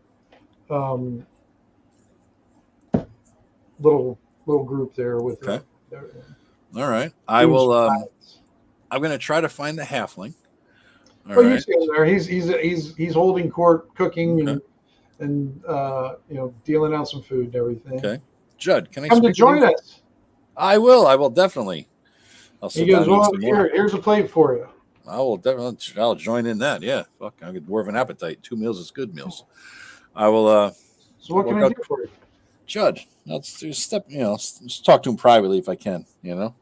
Oh, okay. He has somebody else take over serving. Yeah. Just curious. I know you I just was given some advice related to you that you probably want to check in. I don't know if you're guild or not guild or what the deal was with your abilities. No, I never got that far. I was looking into it. Who was training you though? But who trained you? Was he a guild guy or not a guild guy? Yeah, he was a guild guy. He was kind of showing me some things on the side. I kind of picked it up faster than he expected, I think. So he was going to have me pledge to the guild, but he seemed hesitant to do it. I'm not sure why, and then everything happened, and of course, I haven't had any further training since then. So you should probably get an idea then. Why don't you come with me for a second? Something that might work out for you. What's Mark? Wait, Mark's got. I gotta see this. Faulty rope. Yeah. Hired chainmail guy. Give him the faulty rope, and then you get the armor refitted when you get back. I love that. There you go. I love that. That's awesome. That's devious thinking. Oh, if I see the guy in the middle of the night somewhere, he's going to get a sword in his throat. Being a dick. But I know where the outhouse. Well, it's not uncommon for people to treat you like that too because you're a dwarf. Yeah. Okay. All right. The history, because you guys were on the wrong side, allied with the demons in the past. So there's still people, even though that was long ago and everything. That gives them an excuse to treat you like shit. Long ago, and it was far away. Yeah. It was so much better than it is today. I will say, come with me for a second. I'm going to take him out, and I'm going to walk. I'm going to introduce you to somebody, Okay. and I'm going to take him down to Blake's. Okay. Blake's now sitting outside smoking his pipe. Red's there, belly up, as stroking his belly and whatnot. And you notice that there's 2 spears of Sarath in their camp, and they're eating now too. Okay, I'm going to walk up to. It's actually 2 women. Okay, all right, and they're Now here's the oddity of it, though. Yeah. Usually the spears of Sarath travel in 4s. Okay. So that just seems out of place to have 2 of them. Okay. They don't seem to travel any less than that. At least in your experience in Scorn and just knowing how they are. Okay. That's what they do. All right. I'm going to walk up to Blake at the door and say, Blake, got an interesting idea. Can we talk privately? And I kind of nod to the spears of Sarath's direction, like privately. They're not in here. Oh, okay. You can speak freely. Okay. All right. And you see Blake's looking a little baked. Baked? Is he smoking the pipe weed? Yeah. He's got viper weed in there. And it's nice. A very distinct smell. Nice little halfling buzz going on. Nice. And he's appreciate that. All right, Blake, just wanted to touch base. Do I know you? I made a drunken scene a bit back about a week ago. Yeah. So what can I do for you? Well, maybe you might be able to. I can maybe do something for you, Blake. This here is Judd. He's a halfling companion, a young halfling, but yeah, of course, there's a halfling. Judd, good to meet you, sir. Good to meet you. What can I have? What can I do for Judd? And I am Columbo. Columbo, that's right, Columbo. Yeah, I'm Columbo, and Judd. I have an offer for you both. Judd doesn't even know I'm going to make this offer, but Judd was formerly being trained by a guild wizard, and things went poorly for the guild wizard. I understand, Judd. He was, village was burnt down, and imagine he was killed or got away or something. But Judd has some magical ability, which he used on me, knocked my ass out. So he definitely has some magical training. I think he might make a good apprentice. That's a trick, because if I remember recalling that night, you knocked yourself out. So that was all the beer's fault. This was Judd's fault, though. You just kind of smile. So Judd, who did you, learn from? And then they kind of start talking, and it's like when Rob starts talking about computer stuff. Yeah, glazing over. You kind of understand the words, but you don't know what the hell he's talking about. Yeah. That's kind of where you're at now. Now they're kind of talking shop. Very excitedly. Well, and he's, I know. Yeah, good teacher. Okay.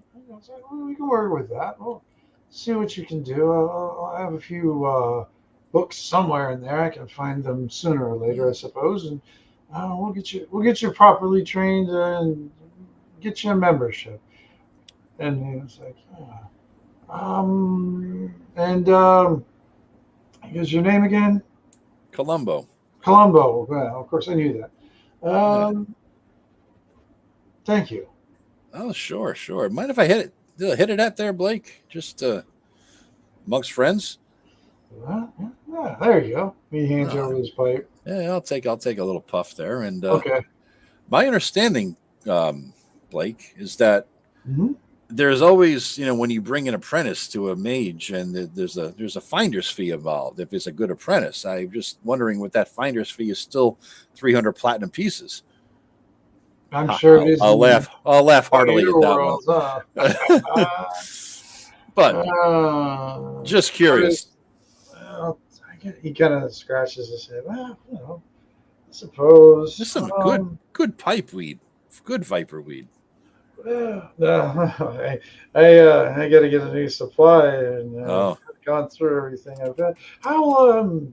He kind of gets up, walks into his shop, and you hear and see some scrolls fall on the ground, and here they are. He pulls out. He's like, this is my last one, but I should be getting another one coming up. And he's like, here you go. And he tosses you a vial. A vial? What is this? That's a healing potion. Is it a Hugo's or is it a real healing potion? Oh, Hugo. He just laughs. No, not Hugo. He's a funny, mean man. But, no, this is from the Guild of Arcane Lore. You don't have to worry about it tasting like gas and poisoning you. Is this? I forget no, what that's a proper healing potion. All right, thank you very much. Does a healing potion take up a slot, Tim? Is that a slot thing, or is it so small? I think it is. I don't know. You know what? That's a good question. I'm not sure. We'll look that up afterwards. But yeah, I'm not. Yeah, because it's not on the gear list. No. But it's well, you know what? A flask or a bottle takes up a slot. So I would imagine that's potion. Oh, is that what it says? Or bottle. On there? Yeah. Okay. It just has a general flask or bottle as one slot. So, all right, that's cool. Yep. Then we'll do the ones because I'm going to assume because I know we really play fast and loose, especially in gaming terms about potions. Because thinking about drinking a potion of healing during battle, it's like, what are you going to do? Take off your backpack, dig through it? Yeah. I can't find stuff in my wallet when I need to find it. And it's not anywhere near big as a backpack, and then drink it and all that stuff. So you probably put it in one of the nice spots somewhere so it's safe. Mm-hmm. It's kind of padded a little bit because you don't want to get hit and have a break on you and have a spilt flask of oil, but it could happen. Yeah. I appreciate this, Blake. This will come in handy most definitely. I was hoping for 40 chainmail. I need 40 silver for a suit of chainmail. Just short. Oh well. Just short. I get that. Well, gentlemen, I've got to go take a pee, and I'm going to go to bed. You too. I do. I do. I've got to go, and good luck with you. And I'll see you. Come by tomorrow, and I'll see if I can find that book. And I may not remember your name, Chud, but I will. So we'll talk. All right. Sounds good. Thank you very much. Appreciate that, Blake. All right. What are we trying to see what Mark's talking? What's he saying there? Please make chainmail guy a recurring NPC in every town. He's always there. And then, is this the same Birdo with the bearded curtain? Yes. Yeah, that's the same one, Mark. Yep. You made Blake into a pothead, Tim? This is a new evolution of Blake. No. Blake has always been a version of the Big Lebowski. What? I didn't know that in all this time? Yes. Yeah, he's always been. That's basically who I model him after. I had no idea. Because every time you met him, there was some bad shit going down. Yeah, it was always it was never a chill moment. It was always you're right. Like now he's like it's nighttime. It's like that late fall cool evening. He's there with his dog. He's smoking pot. Dude, I am literally watching my brother's dog at his place. I came home here to play this game. I am going to go back to my brother's place, sit on the deck with the dog, and smoke a big fat bowl. Within about a half an hour, I'll be doing what Blake is doing right now. So yeah. That's it's reflecting real life. Yeah. Perfect. All right, good deal. So guys, and there's one, we only got 2 left, guys, but I know you, Mark, and probably Chris. Make sure you subscribe to Joe's channel and mine. Amen. Chance. Yes. All the links are below. Right, because Joe's trying. What are you trying to get up to? Me and Eric are having like this friendly competition. Oh, that's right. You and Eric are having the competition. Yeah, that's right. Yeah. So what we're trying to do is to get up to 5,000. Whoever gets there first, 5,000 people. He's got a big head start. He's got like he's got 1,200 head start on me. Yeah, 1,200 head start. So you're gonna have to get some good looking girls on your channel or something because I don't know. This could be Ivy's grand appearance. She's not going to do it for you. She'll do it for me. Oh, come on. It's your own wife, Joe. Hook your brother up, man. HBO, buddy. Join his channel because we're lousy at hit the like and subscribe button. Yeah. I know I always do. But yeah, so we'll start this Monday 7 o'clock because that's our kind of our new, because we don't want to start at 8 o'clock because if we run 3 hours and then it's 11 o'clock and we're old and we need more time to sleep. So yep. Thank you, Climbing the Mountain. We appreciate it. What did you get at the auction? Thanks, man. An old Boone's Farm jug. So it's the old Boone's Farm. Oh God, yeah. Those are like big hillbilly kettles or something. But Boone's Farm was like the shittiest wine that my father would always buy my mother for some reason. It was like, oh, we got Boone's Farm. Like it was a big deal. It was like, $3 for the whole bottle. Right. What was a big thing back in the day? I remember because it was cheap. Yeah, it was real cheap and it was sweet. It was good. Yeah. I remember always taking a sip and it was like, this is good. I liked it. It tasted like grape juice with a little fizz and Yeah. Really? No, I would sneak a drink of my mother's all the time. And she, usually my father got in trouble. He'd come back with a chocolate bar and a bottle of Boone's Farm. That was his go-to to get out of jail free card. That was it. It was, they had to settle for it, See what works. Absolutely. Hey, thank you. Test. Appreciate that. I don't know who you're talking to, me or Tim or both. But yeah, thank you very much because we're simulcasting test. Yes. So appreciate that. As I dropped a few videos and I'm going to drop another one, I'm going to drop an old video. Probably at this point, it's going to be tomorrow. It'll be a video, or not even a video, it's audio of an interview that I did with Tim and Rob about 4 or 5 years ago before I. Oh my gosh. Yeah, I know. I can't even remember that. And I mean, I remember that we did it. Yep. But I have no idea what I'm going to listen to it tonight, honestly, in the deck when I'm smoking, just to sort of just remember it, see what it was, and I'll post it tomorrow. There was a lot of us just talking about your history together. Yeah. What'd you do and how'd you do it and all that stuff. And I got one with you and Ivy, if I remember right. We did an interview with you and Ivy. Yeah. Wow. I'm going to go back because I was looking for old stuff to post. Like me and my brother back in the day. These are the old Anchor podcasts. We did like Joe and Bro Fire Pit shows out there back then. Yeah, those were always good. That's where we started doing those, So so that'll be what we'll do. I think I'm gonna pop some out and go back to some old archival shit. I'm gonna try to find the one where we were both so drunk we were talking about the perverted Big B sand spells. If I can maybe get that on there. The Big B shocker and one in a pink and two in a stink. Peeing together and stuff. Probably. Yeah. Yep. Oh, God. Funny. Yeah, so I'm gonna go dig through that for some old archives. I think it'd be fun. I don't know how many people like it or watch it, but I think it'd be fun to listen to anyway. I'll listen to it. That'll be fun to hear what memory lane. Yeah, having a little archive of what was going on back before. That'd have been almost before COVID then, Joe. It was pre-COVID, I believe. Yeah, that's pre-COVID, I believe. Yeah. So I'll pop them out there and we'll have a little fun, Okay, sounds good. Yeah. All right, guys. Well, thanks for listening. Yeah. Thanks for joining us and participating. Yep. We definitely enjoy it. It's very fun. Yeah. Definitely share with your table. Check out the videos. I'm dropping a lot, and I'm going to drop some more. So, got a lot of ideas, and now I got some time. I'm off this week, so I'm having a little fun. Yeah, absolutely. You got to build your channel as fast as you can. Eric's always off.